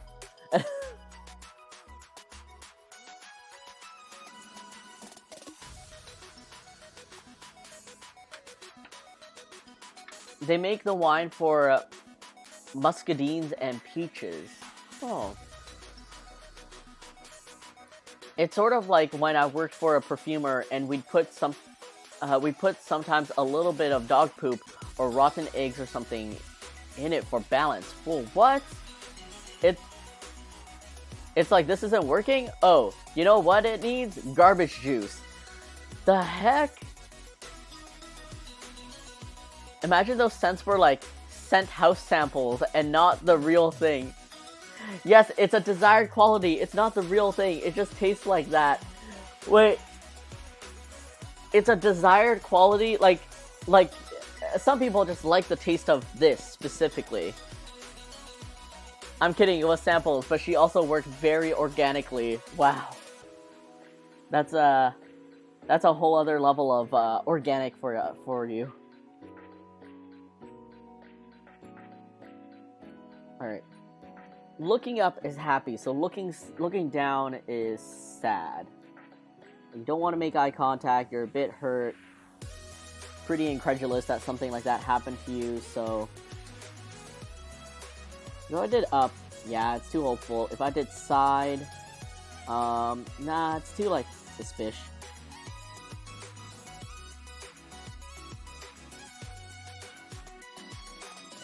So if he's looking down and he's like recoiled a bit, you see the upper chin, the neck roll covering his chin. It's like, oh, how could you? I believed in you. I trusted you.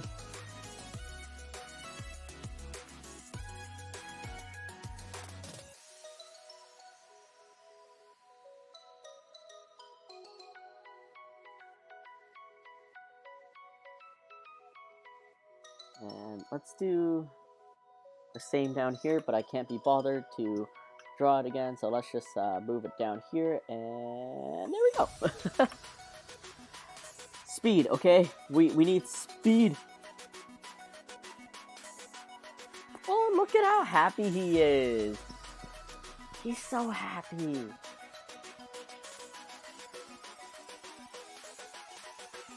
Gasoline is a desired quality in some wines.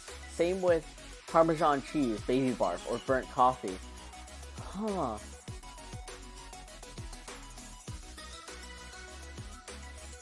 She would come in and say, get me this. And I'm like, what is it? And she's like, smell it and match. Don't worry about it. I'm glad I'm in wine and not perfume. Needless to say, I was really torn about trying to get the New Year's wine Puglies for work. Oh, wait, you mean the champagne pop? Oh, come on, little guy. You mean this little guy?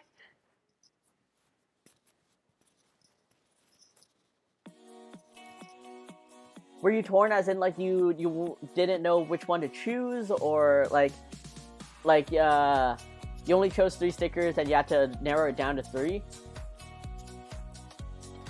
Plus you go nose deaf pretty quickly and you have to take a break and go smell something like coffee, which is how I met my taster friend. Oh, interesting.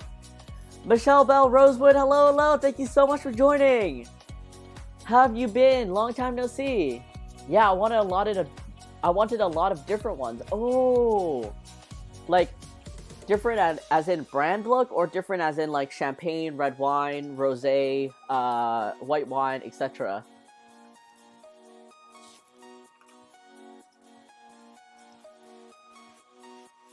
I've been doing my best. That's all we can hope for. That's all we can work towards.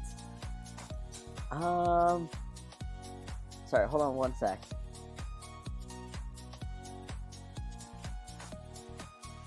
Alright, let me move this over here.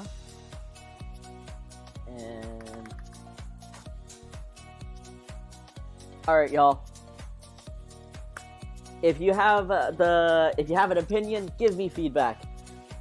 First of all, of the 3, called out, personally attacked, or emotional damage, which one do you like most? And of the 2 left ones, top left or bottom left, which one do you like more?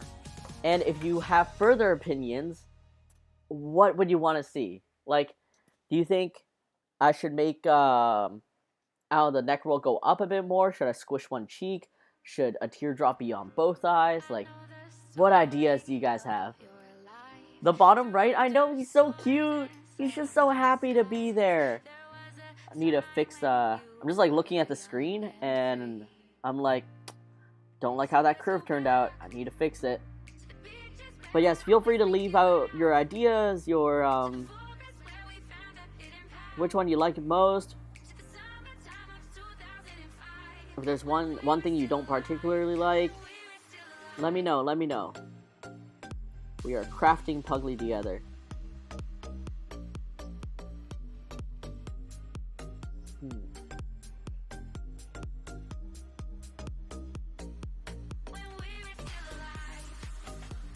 I wanted a couple different Puglie designs because I knew I wanted the Fisher-Price Puglie for my car too. Thank you so much. I love Fisher. Was it Fisher Price? I just know that's such an iconic car, but don't worry. One of the series that I want to do in the future is like a Puglie After Dark, and it's going to be like Puglie and drinks, like alcoholic drinks. So like beer, wine. And I'm not exactly sure if it's going to be Puglie dressed up in that yet. Michelle, thank you so much. You really didn't have to, but thank you so much for becoming a Pootie Pal. Enjoy all your new emotes, and there's some emotes that I've been rejected from consistently, and that is, oh nope, I can't spell dance and bagel. So if you want to use a little booty or a little dance, feel free to just use those. And those are for everyone, not just for subscribers. Bottom left, bottom right. Okay. Bottom left and bottom right. You guys are liking the two handsies. Top left looks more like emotional damage, while the bottom looks like I can't believe we did this. That is true. That is very true. I see you have more emotes now. Yes! I took like a chunk of time to just focus on emotes because Twitch came out with like follower emotes and then like increased the amount of emotes that affiliates could have, and I felt really bad that I wasn't providing enough value, I felt, to people that were supporting me. So I spent a chunk of time just working on emotes and pushing them and everything, and I have a handful now. I got really discouraged because the ones that I just typed out got rejected consistently, and I can't get a hold of anyone to actually be a human being and look at them and be like, hey, come on, this is a pug dancing and it's rotoscoped from a pug meme. Like, can I please have this? But I got nowhere. So essentially I got a little bit discouraged and I decided to put it down for a little bit. Upper right, bottom right. I like when he's looking up. Oh, those are for the hopeful ones though, not for the emotional damage. Unless you are like so emotionally damaged that you're just like, I give up. Bottom two are faves for sure. Second top one would be good for like, have a treat or something. Yes! I was so happy when they gave affiliates more emote slots. Yes, for sure. Also, why do they keep getting rejected? According to the guideline... Oh, sorry. I realized I'm really far away, but... Sorry, I just gotta stretch my ear for a little bit. According to the guidelines, it's because of sexual imagery, or whatever they call it. I think largely it's because Puglie is a nude color, so that's why. I just like them. I just think they're neat. Alright, so definitely the bottom two are the top winners, though, Kiana, you do make a very good point, which is emotional damage feels more like the single hand one. So what do I do?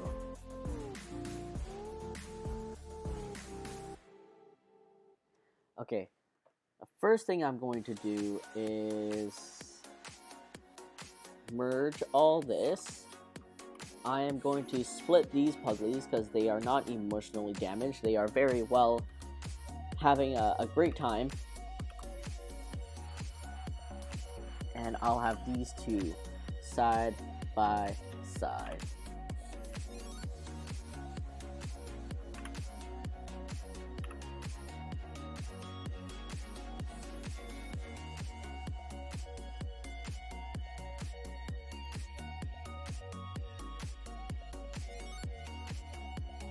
And you know what, at the end, I might just still do this as a Twitter or Instagram post. I might also ask Zen and Beth for their ideas. But thank you all for the feedback. I like that the bottom two are the faves, the happy one and this one. Again, this is where I am, where like I create so much content for Puglie. I just need to pace myself a little bit more and really use that content for to its fullest extent to design around it, to put it on things, instead of like wearing myself a bit too thin and like consistently drawing.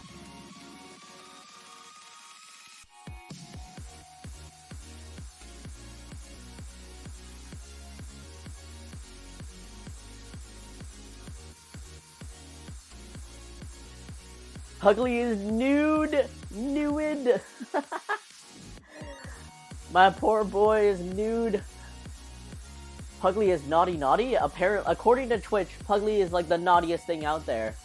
Just, Puglie might as well be a hot tub streamer, guys. Like,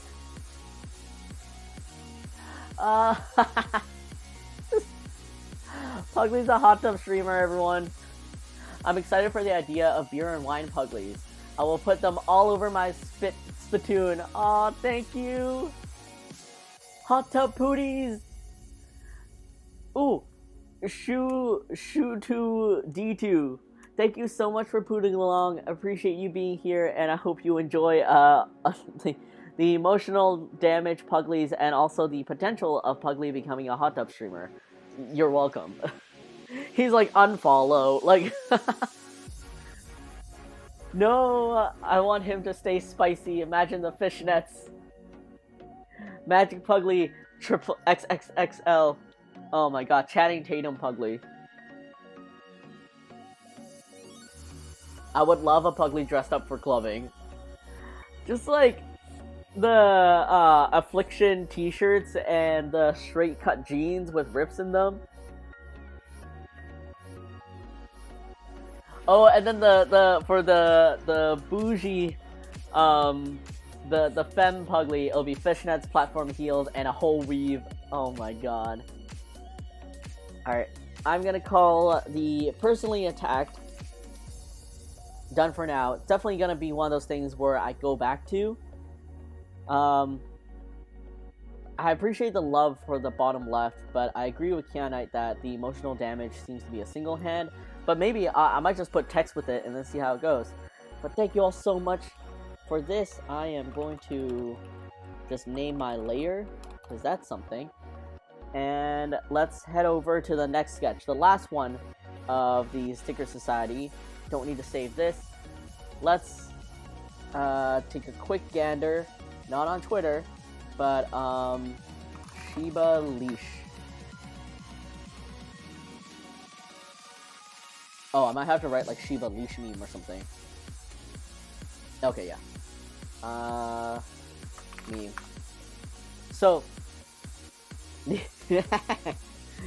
the final sticker design, which will be the exclusive for the Sticker Society, will be a Shiba Leash meme, kind of, but like you're pulling Puglie, and I'm trying to decide if like Puglie's kind of like a Shiba, where he's like, no, like this, or he's just face down. But I feel like for more attitude, it'd definitely be like the face up. And I want to be able to write no somewhere, like just no. Puglie After Dark definitely needs a bow tie for added fanciness. Oh, that's like the New Year's Puglie. I don't think that was me that said that. Oh, it might be Karma. Sorry, you guys have like I see K's and you're both purple, and I think I might have mixed you two up at some point. But it might have been Karma that said that the emotional damage is... Yes, Karma, sorry. Top left looks more like emotional damage, while the bottom looks like I can't believe you did this. Y'all both perp. Alright, I'm gonna steal these two, yeah. I just need you two for that reference, and let's figure out how to frame this. Because this is going to be a sticker, I don't really like having, how should I say this? I like stickers being contained. Like if it's not the whole character, then I want there to be a really unique frame of some sort. So it doesn't look like a rope or a strand or something, it's just ending right in the middle. But let's see how this will turn out. And I want to draw in pink this time.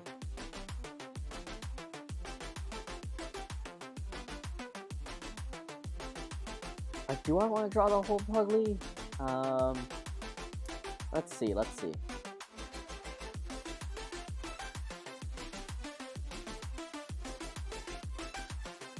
Ooh.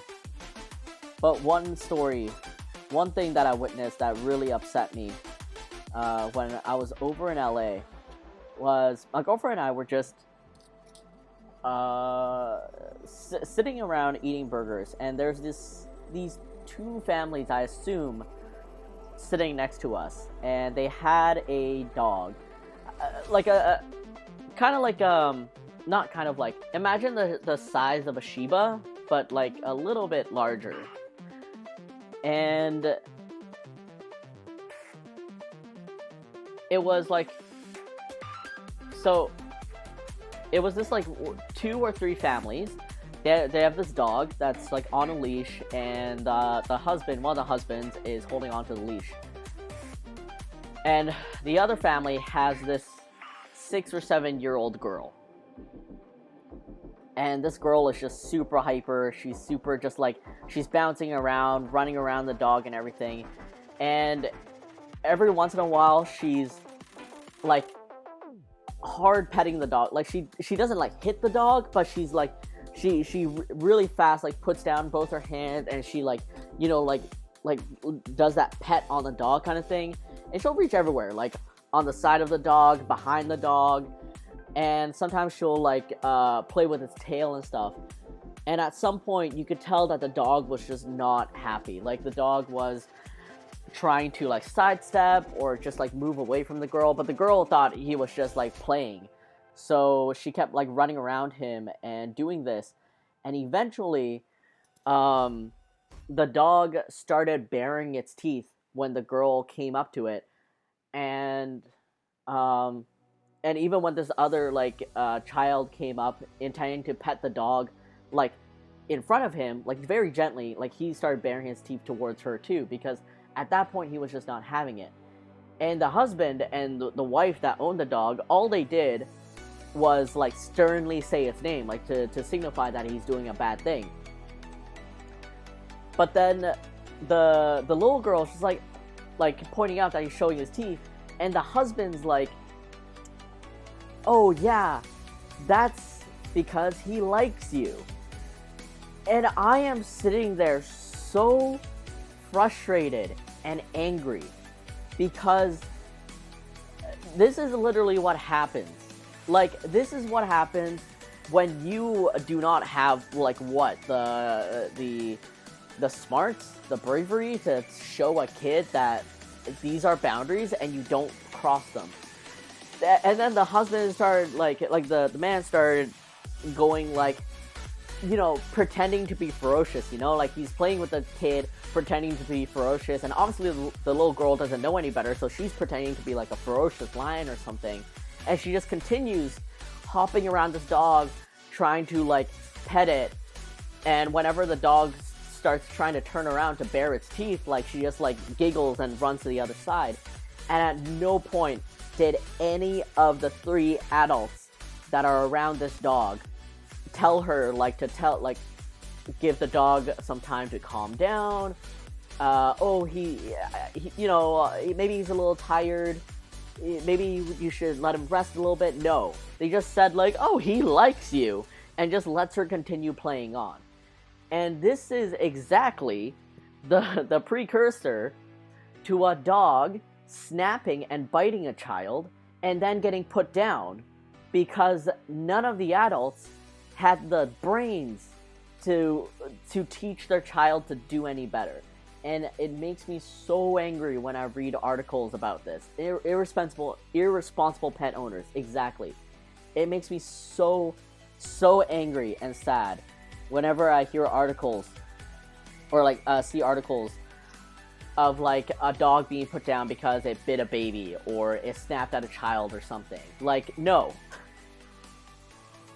I know this is like really radical, but like put down the parent. Like, take the dog out of this very irresponsible household, because this person is clearly unfit to even be a parent. Let's be real. Like, you are not teaching your child boundaries. You're not teaching your child how to be respectful of other living creatures and their boundaries, their needs, their discomforts when they're scared.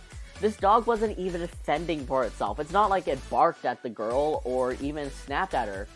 All the dog did as like its first line of defense to try to show that he didn't want to be interacted with anymore was bare its teeth. And at some point it growled a little bit, but like it didn't attack. It was trying so hard. And I just felt so angry. And at some point, like, it seemed like the husband decided to, like, stand up. Maybe he wanted to walk the dog around to let it, like, have some fresh air. I don't know. But at that point, like, everyone stood up. So I guess they were ready to go. But I don't know. I'm like, you know what? If at some point this dog snaps and bites that girl, I would hope that the parents, the adults, realize it's their fault, but they're not. They're just gonna be like so upset that the girl got hurt, and then they're gonna be so sad when they have to go and take the dog to get like to be put down because it bit a child. And then they'll be like, how could this have ever happened? He was such a kind dog. I don't know. These people just irresponsible parents, irresponsible pet owners. Absolutely livid. Hate these people. Bottom of whole heart, hate these people. Alright, let me catch up on chat on how you guys were happily talking about colors. Purple is the best color, so of course I choose purple on Twitch. My brand is neon purple, so that's gotta be it. I like pink. Mimi, just nice. I like pink. But also neon purple is my fave color. Orange is my favorite color though. Oh, interesting. And then the kid gets bit by another dog, and then parents want to sue the dog owner. Right? Right? I think it is way too easy for uneducated people to get dogs. In my opinion, people should get at least 4 months of mandatory training before being able to adopt any dog. Absolutely. Like, it should just be mandatory that you have, like, some semblance of pet education. Like, what not to feed a dog, how to see the signs of, you know, when an animal is uncomfortable or whatever. Like, these people would pay to take a dog to, like, obedience school or something, but never think that they need a school to learn about how to take care of a dog. Why do people not teach kids boundaries? Why do people not see animals' feelings? Like, I just absolutely do not know. Like, again, there's so many people that prioritize a human child over an animal, and I probably sound like crazy for saying this. That there's gonna be plenty of people that are gonna tell me, of course a human child is more important than an animal, but like, I've seen animals that are more loving, more caring, and very much more aware of boundaries than a snotty child. A child that you're telling me has the intelligence and the worth of something, but they are clearly not showing it to me, and you clearly failed in teaching that in this child that you are putting on a pedestal. Like, I love animals. If an animal doesn't love me, totally fair. Totally fair. If an animal doesn't love me, I'm like, good, okay, do your own thing, I love you, like, from afar, like, that's all. But, I started watching this show, or no, actually, I binged this whole show that's on Netflix called Juvenile Justice. If any of you like, kind of criminal justice-y shows, it's not true crime, it's, well, the stories are kind of, like, based on events that have happened, or, like, is happening right now. But, it's nonfiction, and it's just such a good Korean show about a juvenile justice judge who has to proceed over, you know, when children, aka like 17 or 16 and younger, commit crimes. And not just like shoplifting, but you know, if a child ran, like, I don't know how to, who cares if I get that. Like, if a child, like, murders someone, if a child is in the is in juvenile or detention centers and consistently runs away.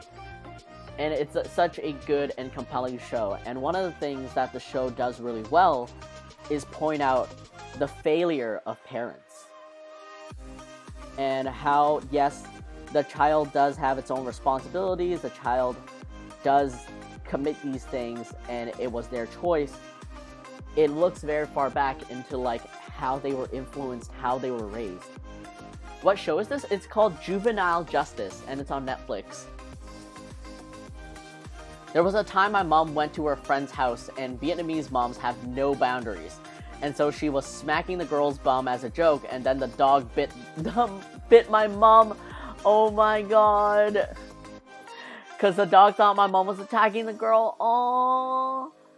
That's so sweet of the dog. I mean, first of all, I hope your mom's okay, but second of all, I hope the dog is okay too. Luckily, my neighborhood kids are good with asking to pet my dog, which I decline because my dog likes to bark and is protective of me. She's never bitten anyone, but I just don't want to risk it since she's such a barker. Yes, absolutely makes sense. Like, you don't know the temperament of the dog. Like, there's a fan of mine. She's great. Her and her boyfriend are great. Fiance? Boyfriend? They rescue dogs, and they have this one pug. I love her to bits. She hates my guts. She hates everyone. She absolutely hates everyone. Will bite. I have been bitten before. I accepted it. I know it's my fault. But, like, she absolutely hates everyone. And it's fair. Like, even though the dog seems to be completely fine on their own, they can be very protective. They can just be, you know, like, traumatized because they're rescues. And if you don't ask to pet, that is your fault. And I'm glad, first of all, that, like, the kids are very respectful and they ask first to pet your dog. And I hope they just understand that you can tell them, like, oh, he's not very great. He's not very great with other people, or he's just really anxious, so, like, sorry or something. Butai Lolo, congrats on your Kuru Sushi collab, so freaking cool. Thank you so much. It was so fun. The food was so delicious. I wish you had a Kuru Sushi near you, but it's okay. I will bring myself to you one day. And we'll go to dinner. We'll go to sushi together, and then I'll just bring Puglie things. And then depending on how much sushi you'll eat, I just give you Puglies. Pink is lovely. Yes, pink is a nice color. Also, yes, I agree on the training for dog ownership thing. Yes. Here in Germany, we have so-called list dogs because they are fighting breeds. And for those, you have to take a special training course to take care of those dogs, which is why I especially want to get one of those breeds just to learn more about dogs. The animal isn't the problem, the people are, and I want to change the view of the public towards those breeds. Karma, that's so sweet, and I know exactly what, like, the pit bulls and stuff like that, just the way society has demonized them, the way that society has demonized them as a scapegoat for the really, really shitty people that have owned them. I commend you for it, and I hope you get to fulfill that dream one day. You don't sound wild at all, and human children are not more important than animals. Animals and children are equally part of the family, absolutely. Like, I wholly agree with that. But there are so many people out there that consider a human life more important than an animal, or just, like, demands more respect or something. And I'm like, no, I don't care about your kid. Like, if you're a friend of mine, yes, I will care about your kid. Random stranger walking around and your child can't behave themselves and you can't teach your child to behave, impeding on my, my comfort level or impeding on my dog's comfort level, get the hell out. Animals do nothing wrong in this world. It's people being ignorant or of reading body language. Absolutely. It's like this animal is showing discomfort. Clear warning signs of aggression, and you're like, he likes you. He's smiling at you. Awful. Just awful. My mom's okay, but it was funny when she told me. I was like, Mom, that's why you don't touch people. God bless that dog. I was Scared Straight, an American show where they take kids who are being awful and horrible to their parents and stick them in jail for a while and show them what it's like. Oh, Mimi, I know exactly. Well, actually, I don't know about that show, but I know I watched like an episode of Maury or Jerry Springer or something that did that, and it was, yeah. I mean, I was always just a very docile and obedient kid, but it was wild to me seeing kids that were so, how would you, disobedient, I guess, or just awful and reckless and stuff. I'm like, oh, I could never. Okay, sorry, wait. First of all, this is the wrong angle in which I should be drawing Puglie, because he's like, no. And if he's like this, that is like the bottom of his chin. So this is his neck roll that kind of goes over it. And do I want? And of course he's gonna have a leash. That's how the neck roll kind of buds up. Sorry guys, instead of like me ranting, let me just put something on the screen that actually makes sense.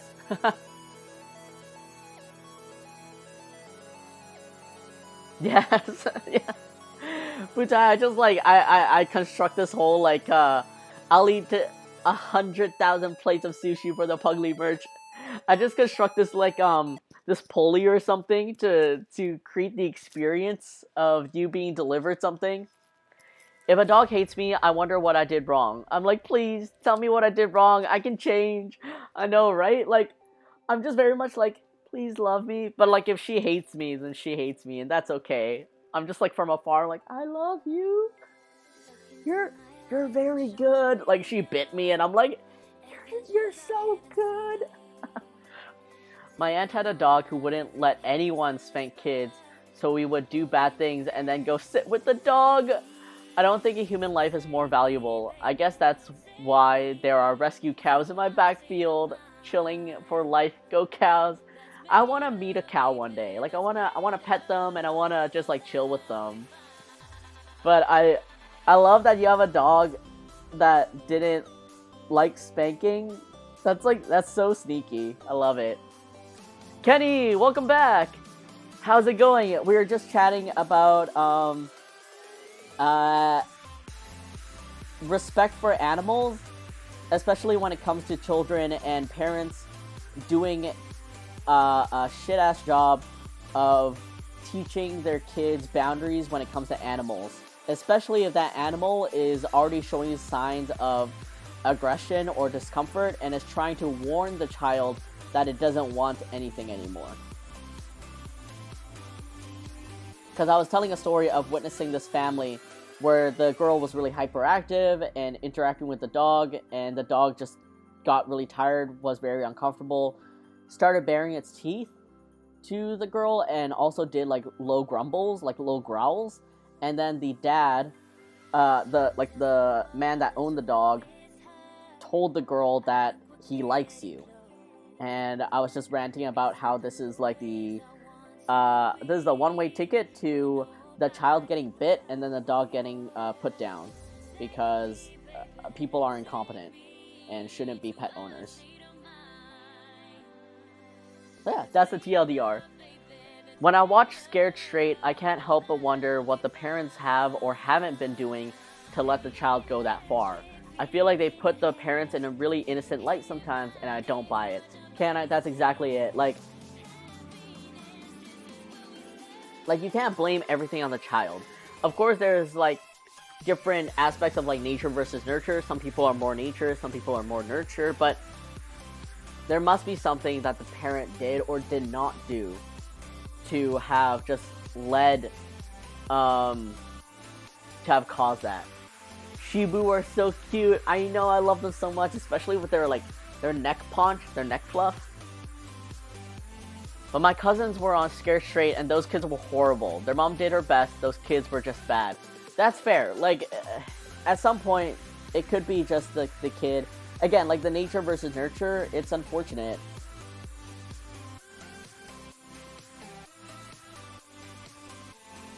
What I think that Rottweilers are the most misunderstood dog breed since they grow. Oh, since they growl while being pet. While playing, because that is how they show their happiness. It is funny to see people back away from them since they don't understand while I just sit there and pet the little Rottie. I never knew that. I mean, honestly, I think I personally, because so many dogs when they growl, they're like upset. I would have absolutely just given space or backed away. Oh, we're talking about doggos? Yeah. Dogs are not as bad as cats with that. My boyfriend's cat is like grumpy old World War I vet. That's so... I can absolutely see that. Because cats have so much sass to them. You've never met a cow? I have never met a cow. It's a little contrived because there's only so much you can do to a minor. Like, you can't really leave them alone with prisoners. It's with trusted prisoners who have been trained for the program. But the kids don't know that. Absolutely. I also think the show is staged. Okay, gotta go back to work. Alright, Panda-san, enjoy your work. Thank you so much for the lurk. It's interesting that the prisoners are trained for the show. I imagine there are some prisoners that, like, you know, aren't all bad, and they're just willing to help out during their time in prison. Or, like, you know, they've reformed, or maybe they're in it for, not that serious of a charge, and perhaps they are good people.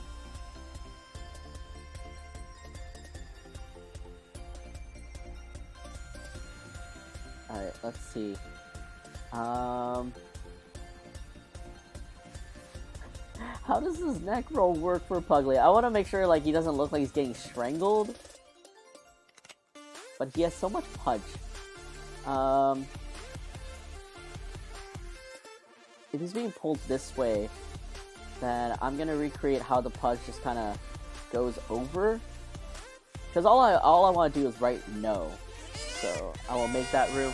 Oh my god! Oh, I see the houses and sticker book club. We're yelling about sticker collecting. All right, hold on. Let me catch up on chat before I miss out on anything. Cows are sweeties. I've heard not all cows are sweeties.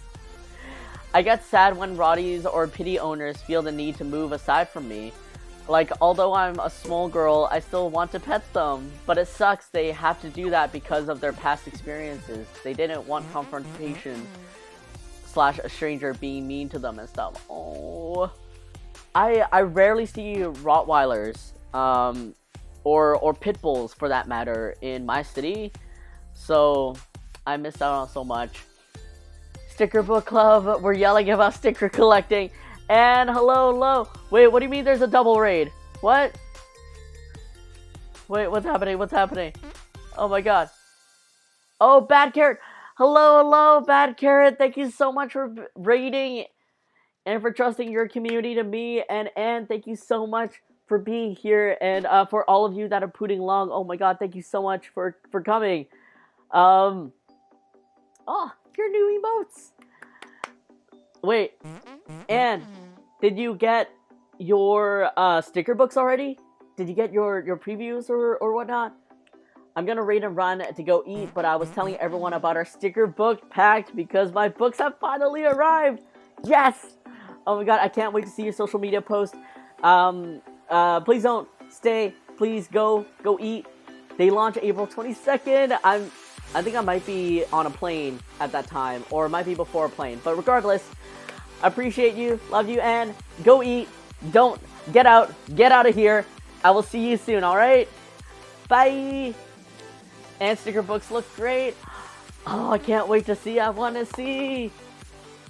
Pitbulls almost look like seals. They are so cute, especially their big, like, googly eyes. I love them so much. But, alright, so Anne was talking about sticker books. Bad Carrot, how have you been? How was your stream? What were you working on? And for all of you that put it along, that came from Carrot or Anne's stream. Hello. My name's Huge. I am the creator of Puglie Pug, this little soft boy over here.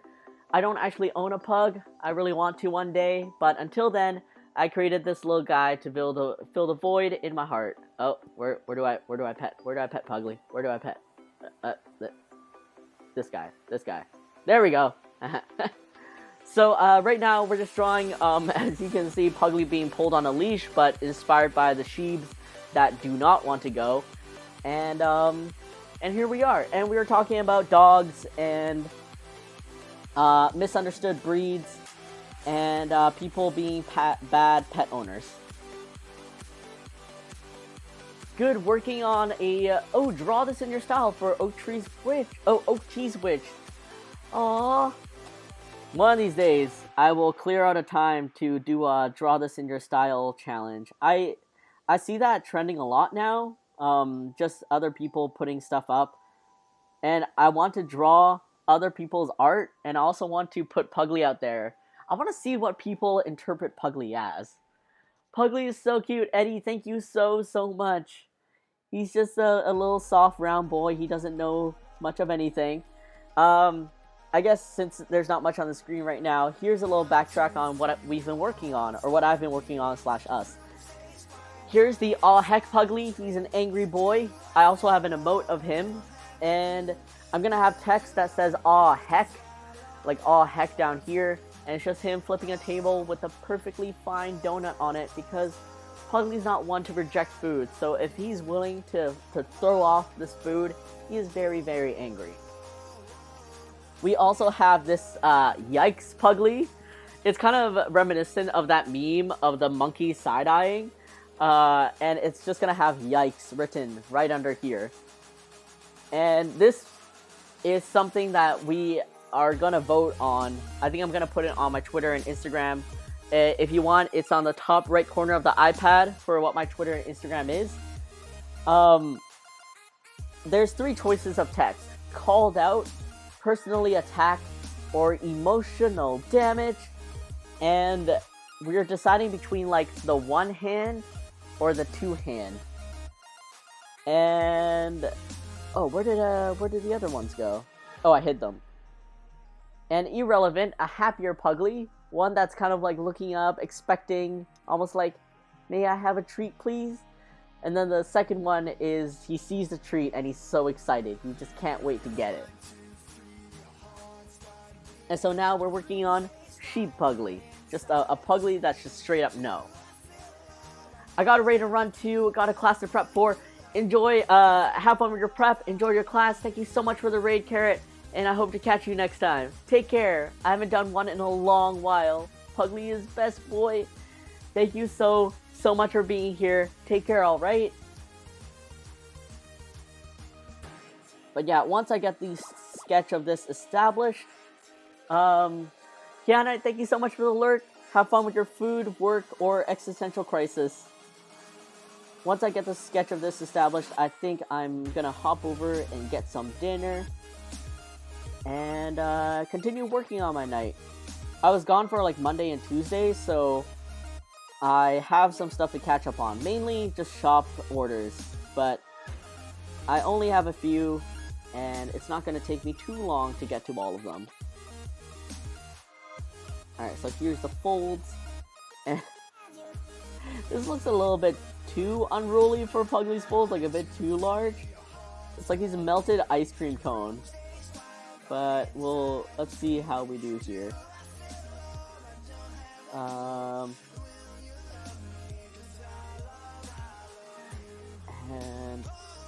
alright, let's just shove his little body down here for now. We'll figure out his anatomy as we go. Oh, but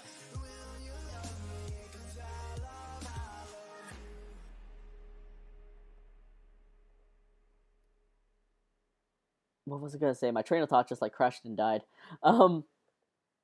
Was Anne just working on like showing off her sticker books today, or was she drawing something? Because I think I saw her announcement on Twitter showing like an art piece, but did you guys all get sneak peeks on the sticker books? I want to see the sticker books. Puglie ice cream cone, yes! One of these days, when I make an ice cream series, maybe for summer. Ooh, a Puglie ice cream cone would be really cute. If I could collaborate with an ice cream shop and somehow had like chocolate bits that made a Puglie face, oh, that'd be so cute.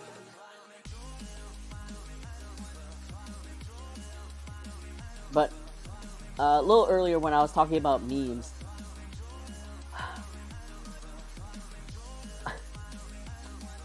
I had, I think, in my life, the most awkward interaction regarding memes. So, I don't know how many of you know the meme of the guy holding limes in his arms, and the meme is just like, how do I hold all these limes? And it's just something like, it's a Tumblr classic. It's so stupid. It came from like a Target advertisement. It was like trying to feature their polos or something, but they just have this guy holding this stupid amount of limes in his arms for some reason. And it's just kind of like one of those silly stock photos. And when I was at Kura Sushi, I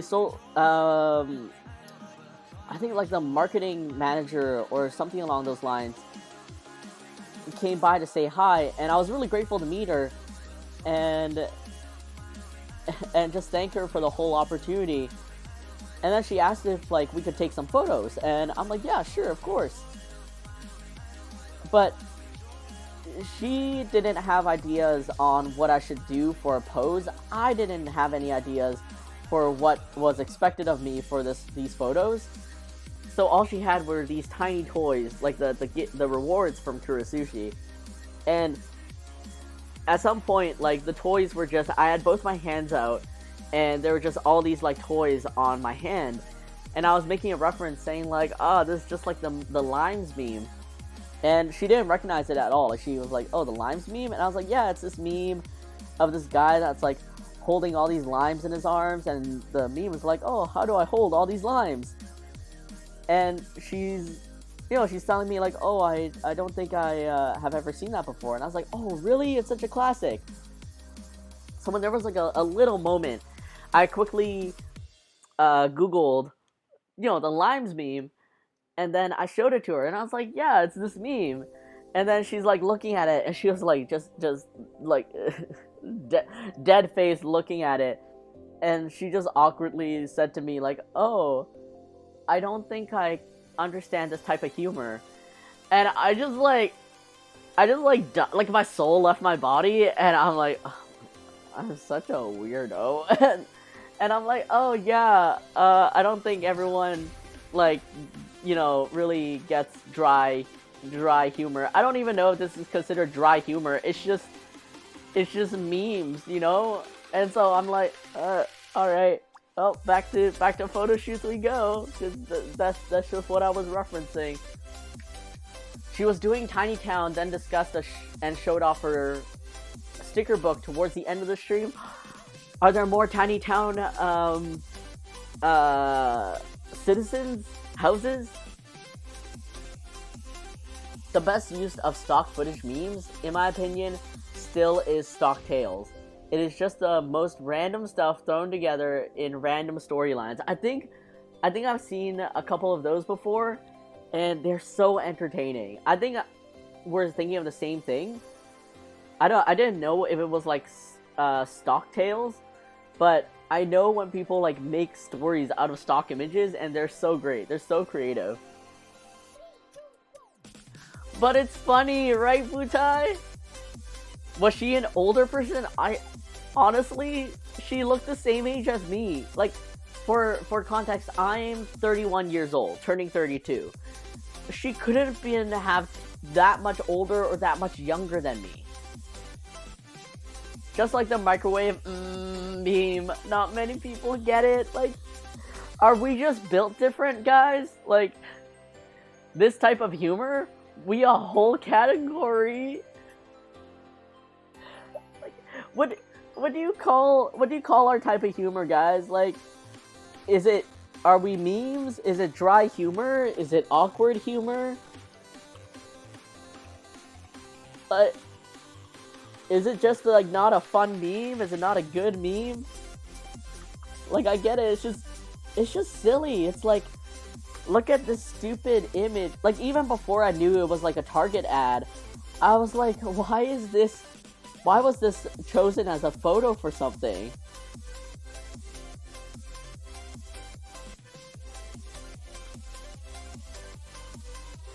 More houses in Tiny Town, including a Tunic house. Yes, the game. That's so cute. Were the creators of like Tunic in the stream, or did someone request a Tunic house? I think it's generational thing. It's like absurdist, I think. Absurdist humor, there we go. Or obscure. But like, I feel like we're from the same generation, albeit I guess I grew up on Tumblr and the internet. And I would say it is brain damage humor. Yes, absolutely that. Like, just... Is it culture? Is it just crap? Both? The culture of bullshit humor. Yes, we are the finest of the fine. But yeah, I was just... Oh man. Like, this is what normies are. Like, this is what normal people don't experience in their day-to-day, and here I am looking at shitposts like all the time on Twitter and laughing at stupid things.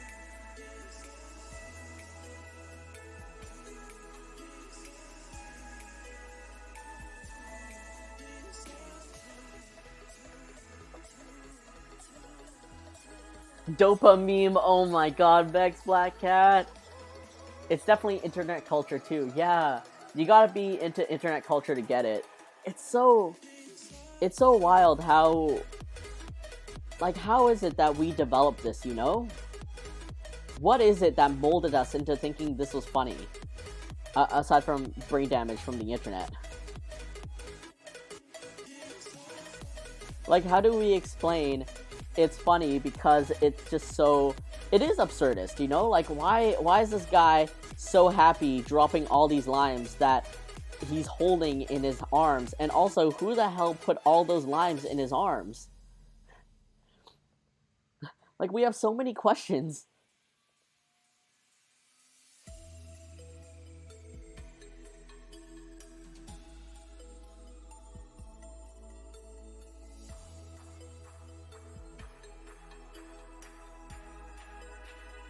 Like, I felt so, like, no judgment to her. Obviously, I know there are people that aren't gonna get internet culture and stuff. I guess I was just under the assumption that because she seemed, like, around my age, you know, and she's a designer herself, I was like, oh, maybe, like, we have the same sense of humor.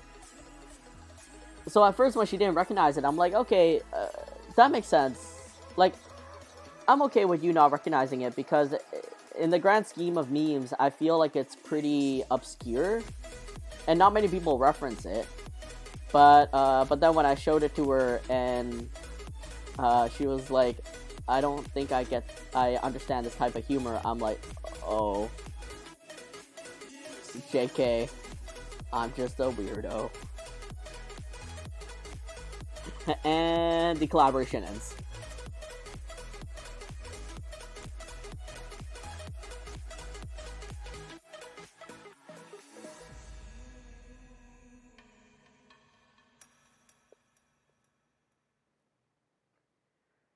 Our brains just adapted to the mere randomness and the BS of the internet, which is why our brains work like browsers.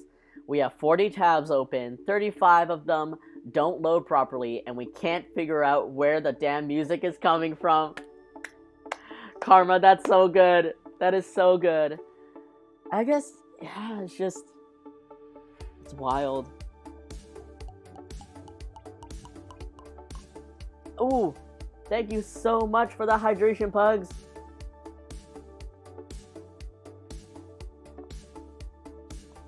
It's funny because it's unexpected and nonsensical.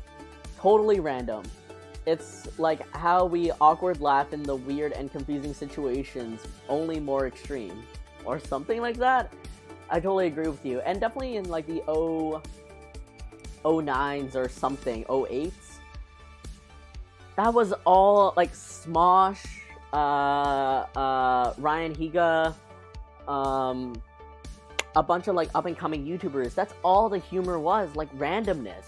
Like randomness being random, it was a whole personality, it was a whole culture, and that shit was funny. And I guess that's just the testament of how we grew up on the internet. Good morning, afternoon, night, all good day, happy time zone. Wild Ravens, hello, hello. Thank you so much for joining again.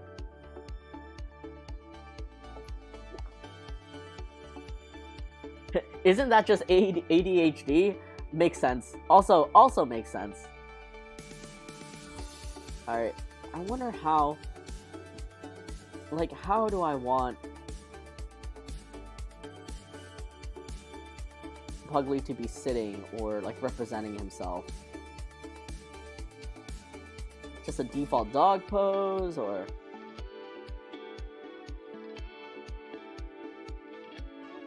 still think there's something off about this. Probably the size of the neck roll, honestly. Like, I know the neck roll is really big and that's kind of like the funny selling point, but it is a little bit too dramatic. So let's shrink this down a little bit, move it in a smidge.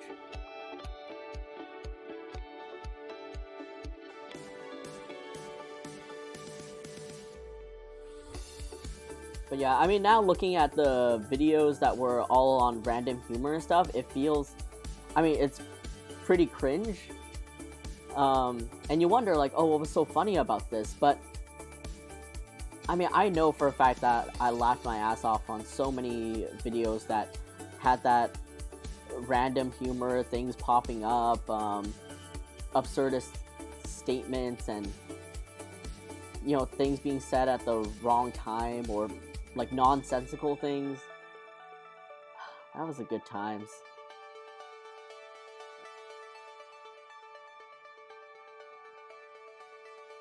It's the randomness from our childhood mixed with the adult, mature content, making it more cursed as the years go on. Bless cursed media. Alright, let's see. Body here. Okay, I'm too lazy to fix this, but I feel like I want to just push this up a bit.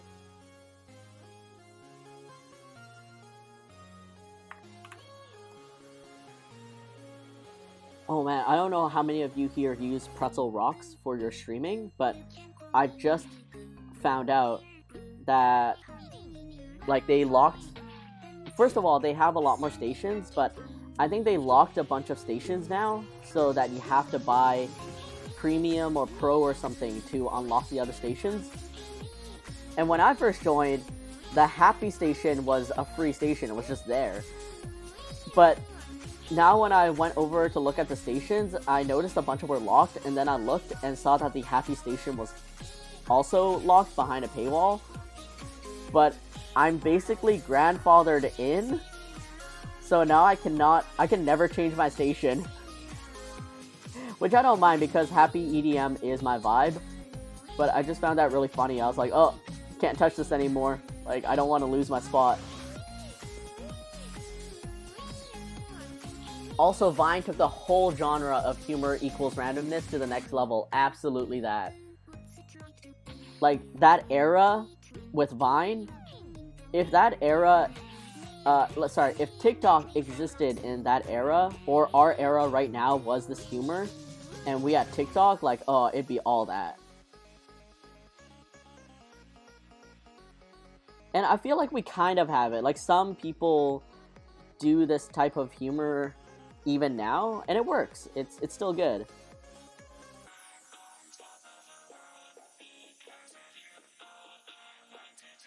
Alright, jowls. And you know what, because he's like pulling, yeah, there we go. It's just all the bunched up fat. I should have drawn the eye first, but these are mistakes that I have. Nope. Okay.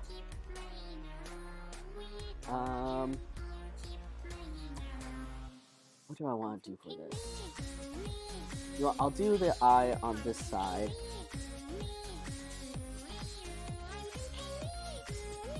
Because I think I want like a semi-closed eye on the other side.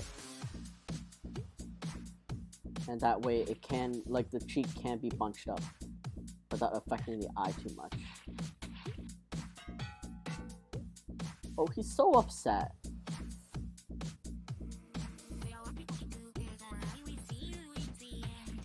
And point this down a bit more so it really, like he's less happy and more so upset.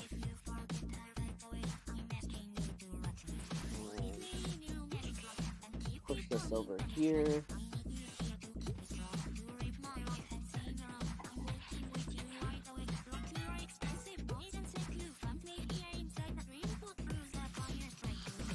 Yeah, randomness humor from the 2000s are pretty cringe, but that's because that was our childhood, so it was all mostly PG rated and childish.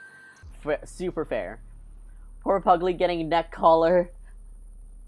It's okay.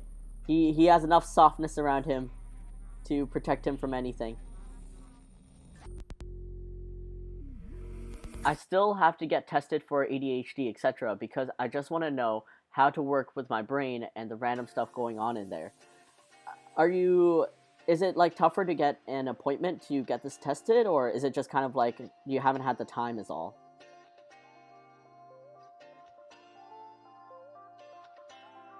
I mean, personally, I'm a little rushed for time right now, but I really want to make an appointment with my therapist. Because before I was seeing a therapist just for like mental health and being better and everything, but I'm starting to realize that there are some things that I should be happy about and excited about that I don't think I really internally feel it, at least not yet. So for example, with the Kura Sushi launch, like I'm not lying when I'm saying that this has been a dream of mine since 2018. Even earlier, when I first saw, okay, I can't say earlier. I first saw like these conveyor belt gachapon sushi places, I think maybe around 2016 or even younger. And I was like, this is so cool! I want to play gachapon while eating sushi. And first of all, conveyor belt sushi, like I loved it. I never got to experience it, but I've always wanted to.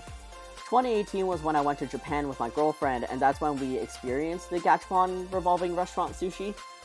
And that was when I looked up at the screen, and I was like, I really hope or want or wish for Puglie to do this one day, to somehow have Puglie be the prize. But I knew sitting there, the chances of that are very, very unlikely, and I just kind of accepted that. And then lo and behold, Kura Sushi happens, and it really is a dream come true because it is my dream. But here's the thing. I can tell you it's my dream, I know it's my dream, but there's something in me that I'm not as excited as I should be. I'm not as happy as I'm pretty sure I should be. And perhaps maybe because like I feel like I'm too busy. Like I can't even concentrate on this one thing in the moment because I have to prepare for another thing that's like on the table that is, you know, the deadline's coming up or something.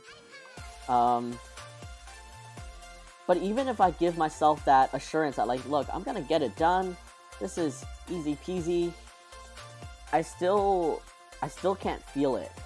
And so I should probably see my therapist about that. And she's probably gonna bring up about me not being present again, like, you know, I'm not really taking in the time that I'm here right now, in this present moment, enjoying what it is, but maybe she'll have something else to point out about me that I should learn about. I'm still trying to figure it out. I just didn't have the time or the motivation, to be honest. I suck at making appointments, and there are more important things for me right now. I mean, Karma, I totally see that.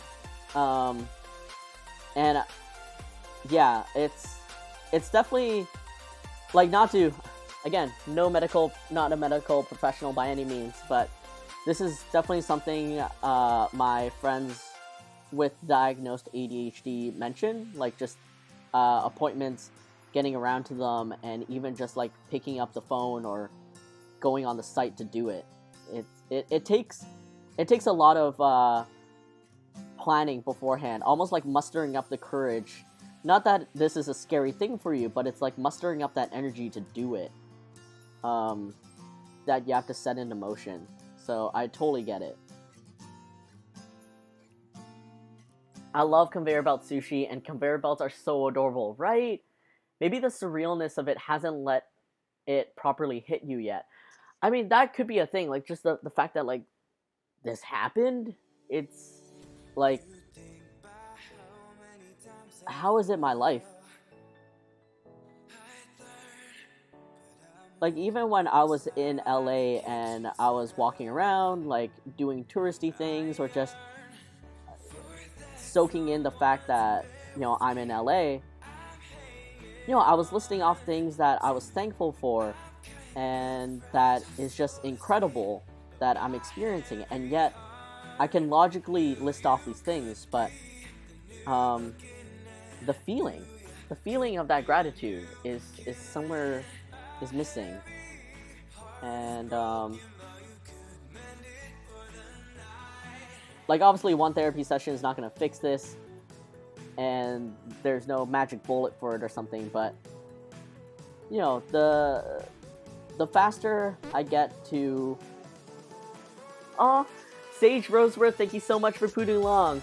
Appreciate you being here. Hope you enjoy this idiot affectionately on the screen. Idiot bracket affectionately on the screen. But yeah, the gratitude's just not there, and I know it's not going to take one therapy session, and it might not click the first time, second time, or third time, but I think just getting that started, taking that step, will just mean that I'll be happier sooner, and who doesn't want that? Okay, let's fix this up a little bit. I still feel like there's something a little bit off. I think I'm also starting to get some shakes from possibly hunger. So let's get to this.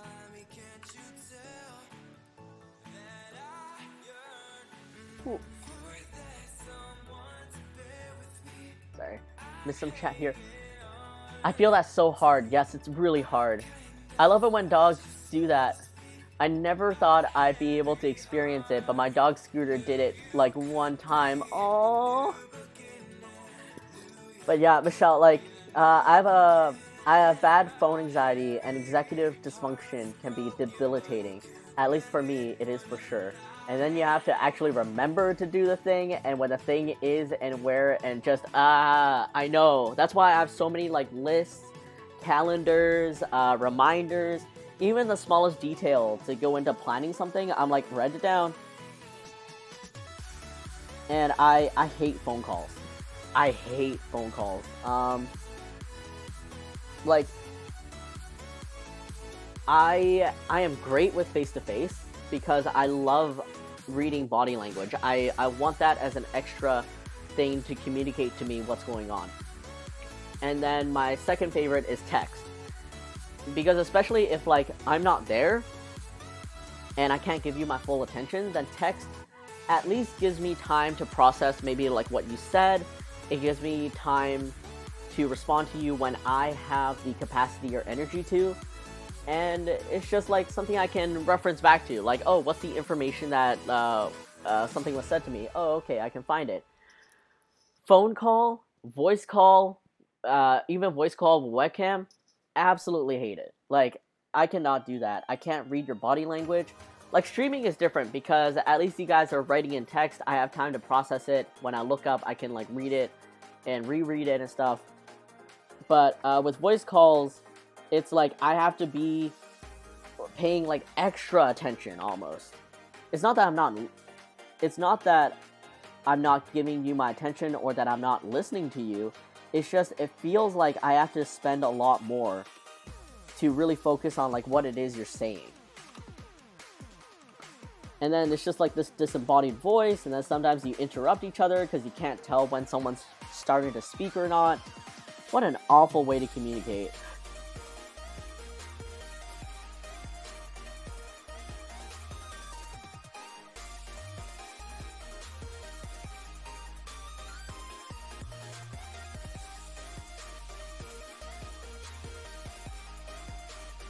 Like, I honestly tell some of my friends that, or no, I tell every friend, especially ones that have a tendency to like calling more, I tell them I get burnt out. Because I really do, it's exhausting for me. So I'm grateful for the friends that really like try to keep it to text, or they don't mind it being on text for me.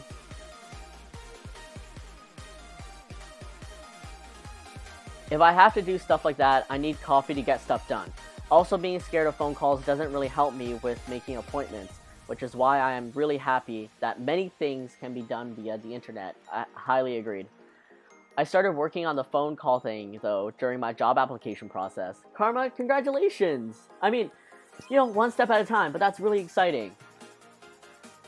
I immediately forget what I said or heard with phone calls.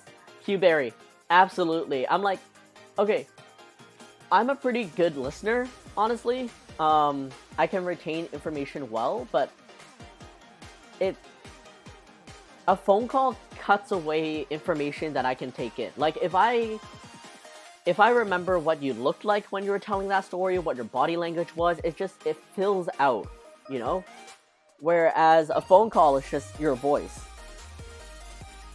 And I have to try to decipher a lot of information, like your emotion, how you're feeling, maybe what you're doing and stuff, just purely on your voice. And maybe that's why it feels like it takes a lot out of me.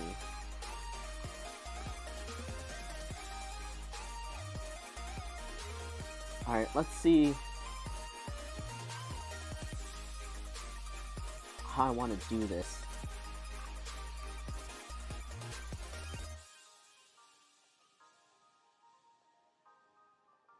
Like, how should I? Oh, maybe like looking like side a little bit. Because obviously you're pulling to the side. Actually, let me do this on a separate layer so I can move the eyes easily if I don't like it. Yeah, okay. Puglie's like, what are you doing? I don't want to go. Don't wanna.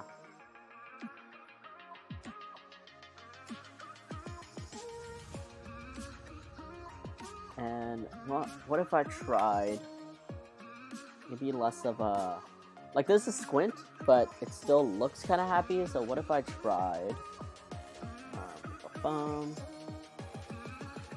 like something more like this sheep where, yeah, he's like uncaring or just like apathetic, like he doesn't want to go.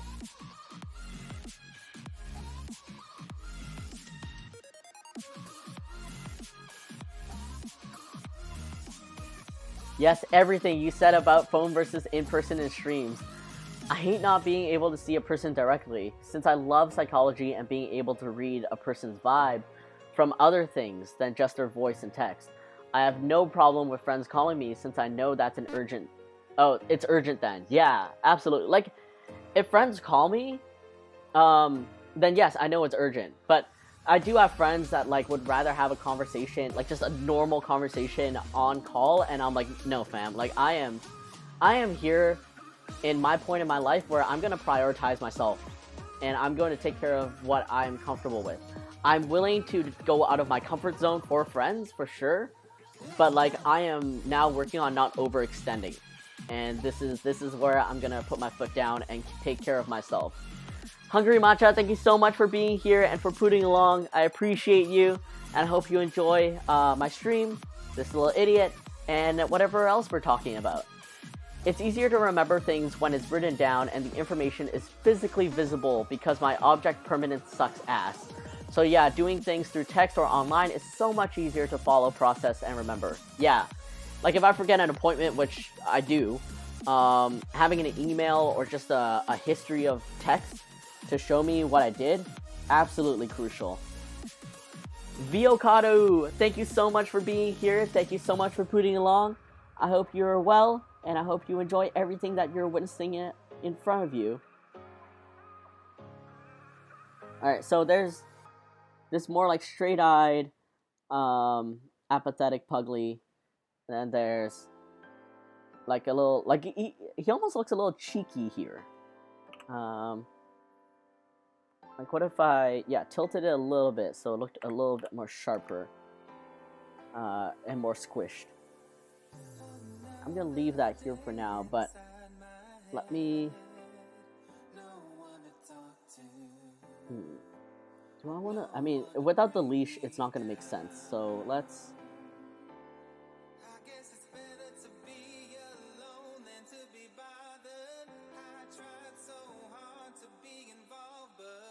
oh, let me, I wonder if I can do this to frame it.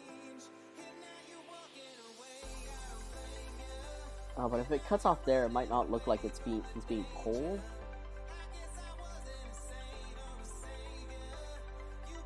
Oh, or what if, okay. Like I can frame it, like just easily. Just give him a little square to frame it.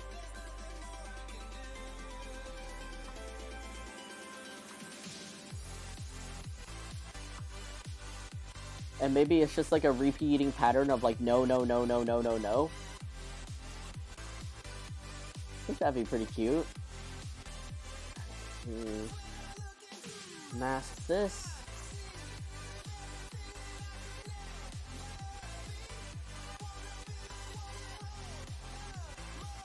I'm gonna draw just something to signify the chain a little bit.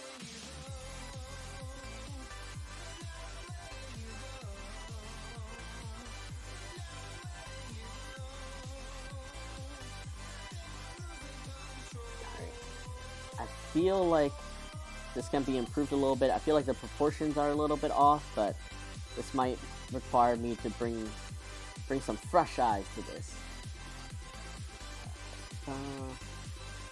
Oh, what's wrong?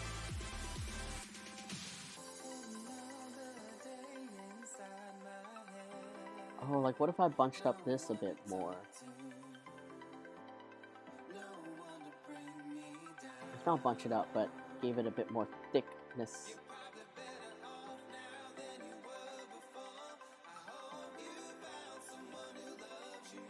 Something like that.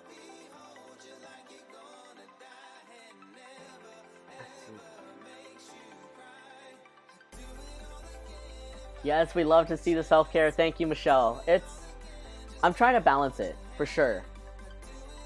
Oh, another friend that Coco and I know. Oh! Viocadu! I'm just like... Okay, I'm reading that as if it's like free Shabakadu. Please tell me you guys know this meme. But like, I'm reading that as like the meme free Shabakadu. Viocadu.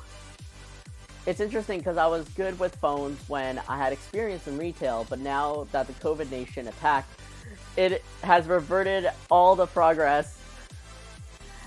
I mean, I guess we're in the same boat, right? Like, I suddenly have a fear of flying now, or I have like more anxieties of flying, and somehow phones are just a no-go for you.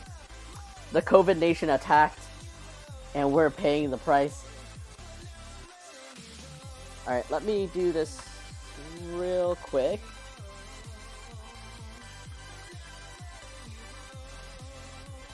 Alright, what do you guys... Hello? Oh, there we go. What are you guys feeling? The left or right? I should save. I haven't saved this entire time. Free Shavakadu! I wonder if he got it from that.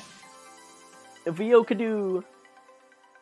It's like mine and my girlfriend's favorite meme. Every time we are just like Oh, let's get avocado. We're like, the free shavakadu. Right. No, no need to correct yourself. I appreciate the passion for the right. Let me. Oh, whoops. Group the layer. There we go. I'm wondering, like, if I can do more.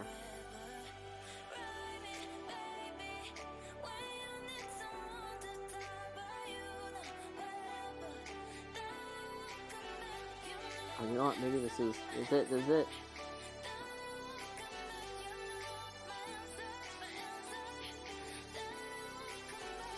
And I want to see how this looks. Oh, transforming empty pixels. Okay, I'll fix that. Don't worry. I want to see how this looks. Like, if he was dragged a little. Oh, I think giving him a little drag kind of makes it pretty cute. Oh, yeah. Okay. Like, if you give it some motion, you know?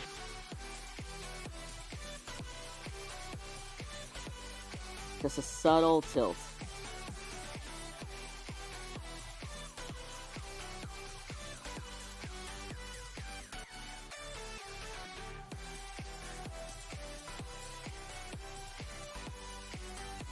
Since COVID hit, I started gradually getting out of my comfort zone, seeking discomfort in small steps and slowly getting more comfortable with discomfort. Karma, that's so brave of you, and that's really sweet. When you said seeking discomfort, it reminds me of oh crap, I forgot their name. Yes Crew, Yes Channel. Oh my god, their YouTube channel. Yes Theory. Thank you. Seek discomfort. Yes. Thank you all so much. Yeah. Sunshine-tastic watches Yes Theory every once in a while, and it's inspiring. Like, I have a little jadedness just because I wonder how how safe or possible this would be for like other people, but I think in the end their message seems really sweet. So I've grown to warm up to them. Also, their merch is pretty neat.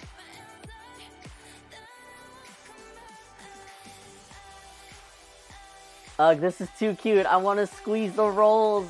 One day, I'll have, like, something that's just worth squeezing. Ratlord, hello. Thank you so much for being here for the lurk. Great to see me live. I am also glad I was able to make it live. But enjoy your lurk, have fun with your work, and take care.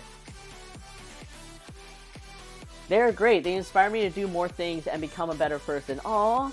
I mean, that's their whole mission, right? Like, I guess...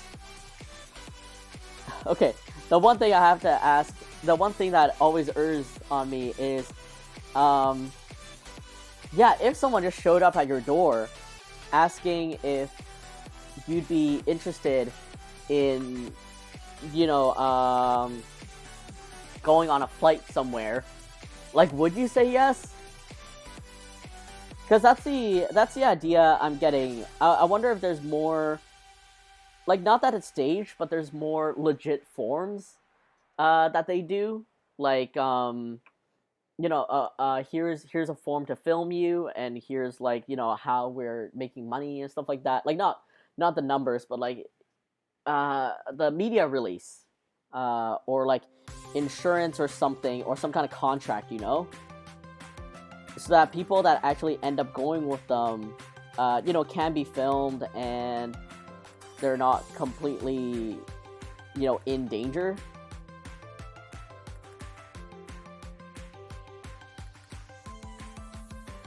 Alright.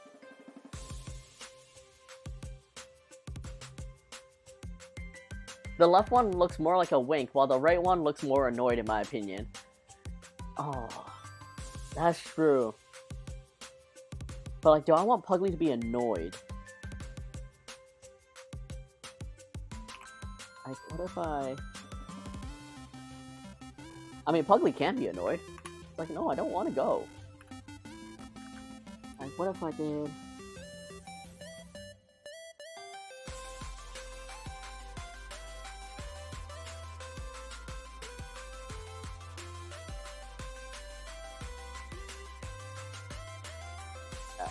I don't want to go for the wink because it feels a little cheeky.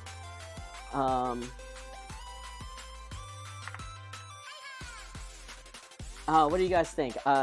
Line or the V, the less than almost. All right, while that's happening, I want to see how this looks.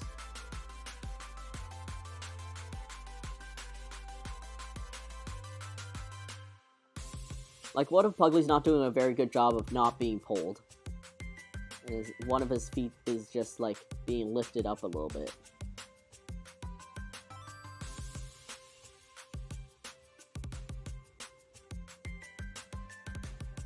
Oh, this journey's so cute. I'm really happy with the set. Again, this set is for the Sticker Society. If you go to puglypug.com, you'll see the Sticker Cult, which is a monthly sticker subscription in which you'll get cult offerings of Puglie. It's Puglie's super secret cult that he wants everyone to know about. And it's super exclusive, but, like, you can totally join. He would love for you to join. Anyone can join. Like, if I poked out that foot a little bit to a tilt, so that it's like he's losing his balance a little bit, and this one, it's more evident that he's just stable on this side. The small details.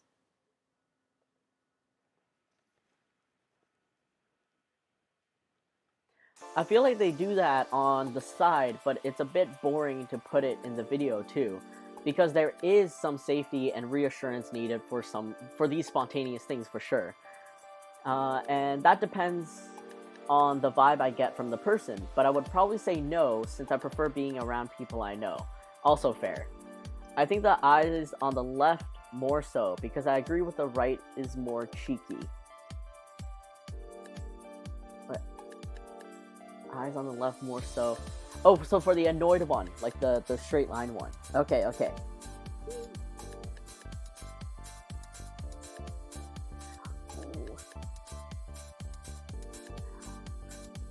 Stupid squish boy.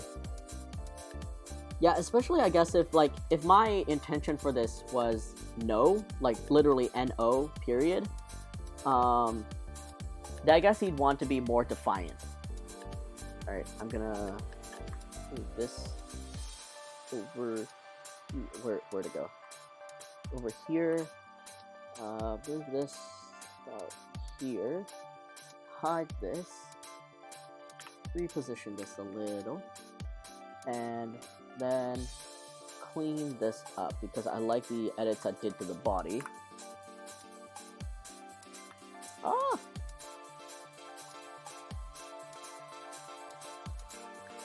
Look at him. Let me move him just a tinge.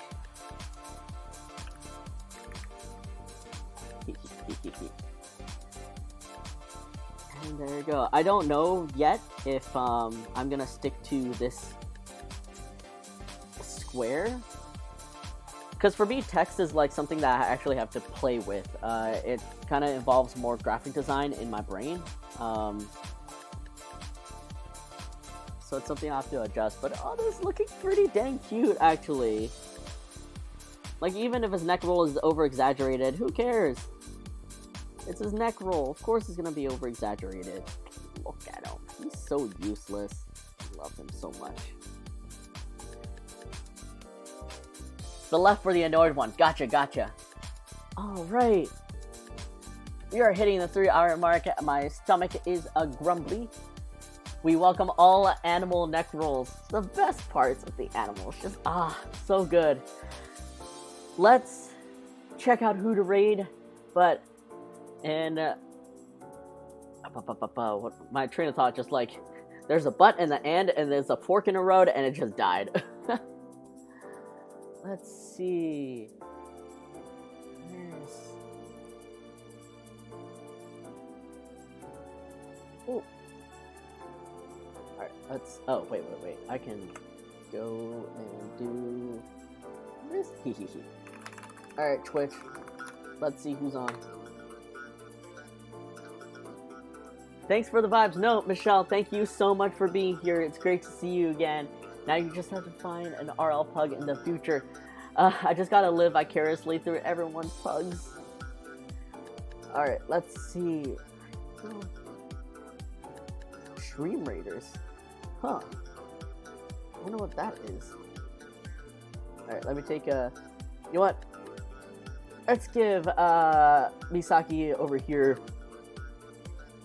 a little visit once I copy the name and make sure I don't. And let's pause this so I don't like tank my computer.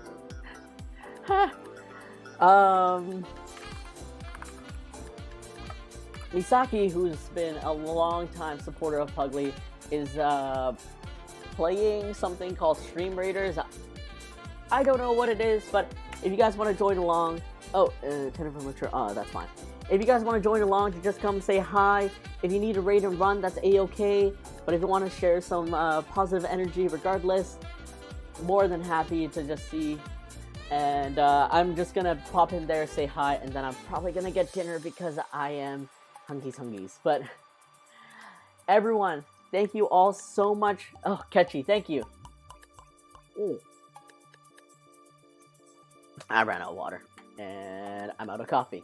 Alright, I will just drink my saliva for drinking saliva for the stream award. Is that Shooting Star Misaki? It is Hostess Misaki? Yes, go eat. I absolutely will. Thank you for the lovely stream, Huge. Hughberry, thank you so much for being here again. I can't wait to see you. Man, Odafest is coming up. We're getting there. Unique Styles, thank you so much for being here again. All of you, truly, Wild Ravens, thank you all for being here again, for chatting, for listening to my LA trip, my stories, and all the rants again. What am I without rants? But I hope you all have an amazing rest of your day. Enjoy your food, get it.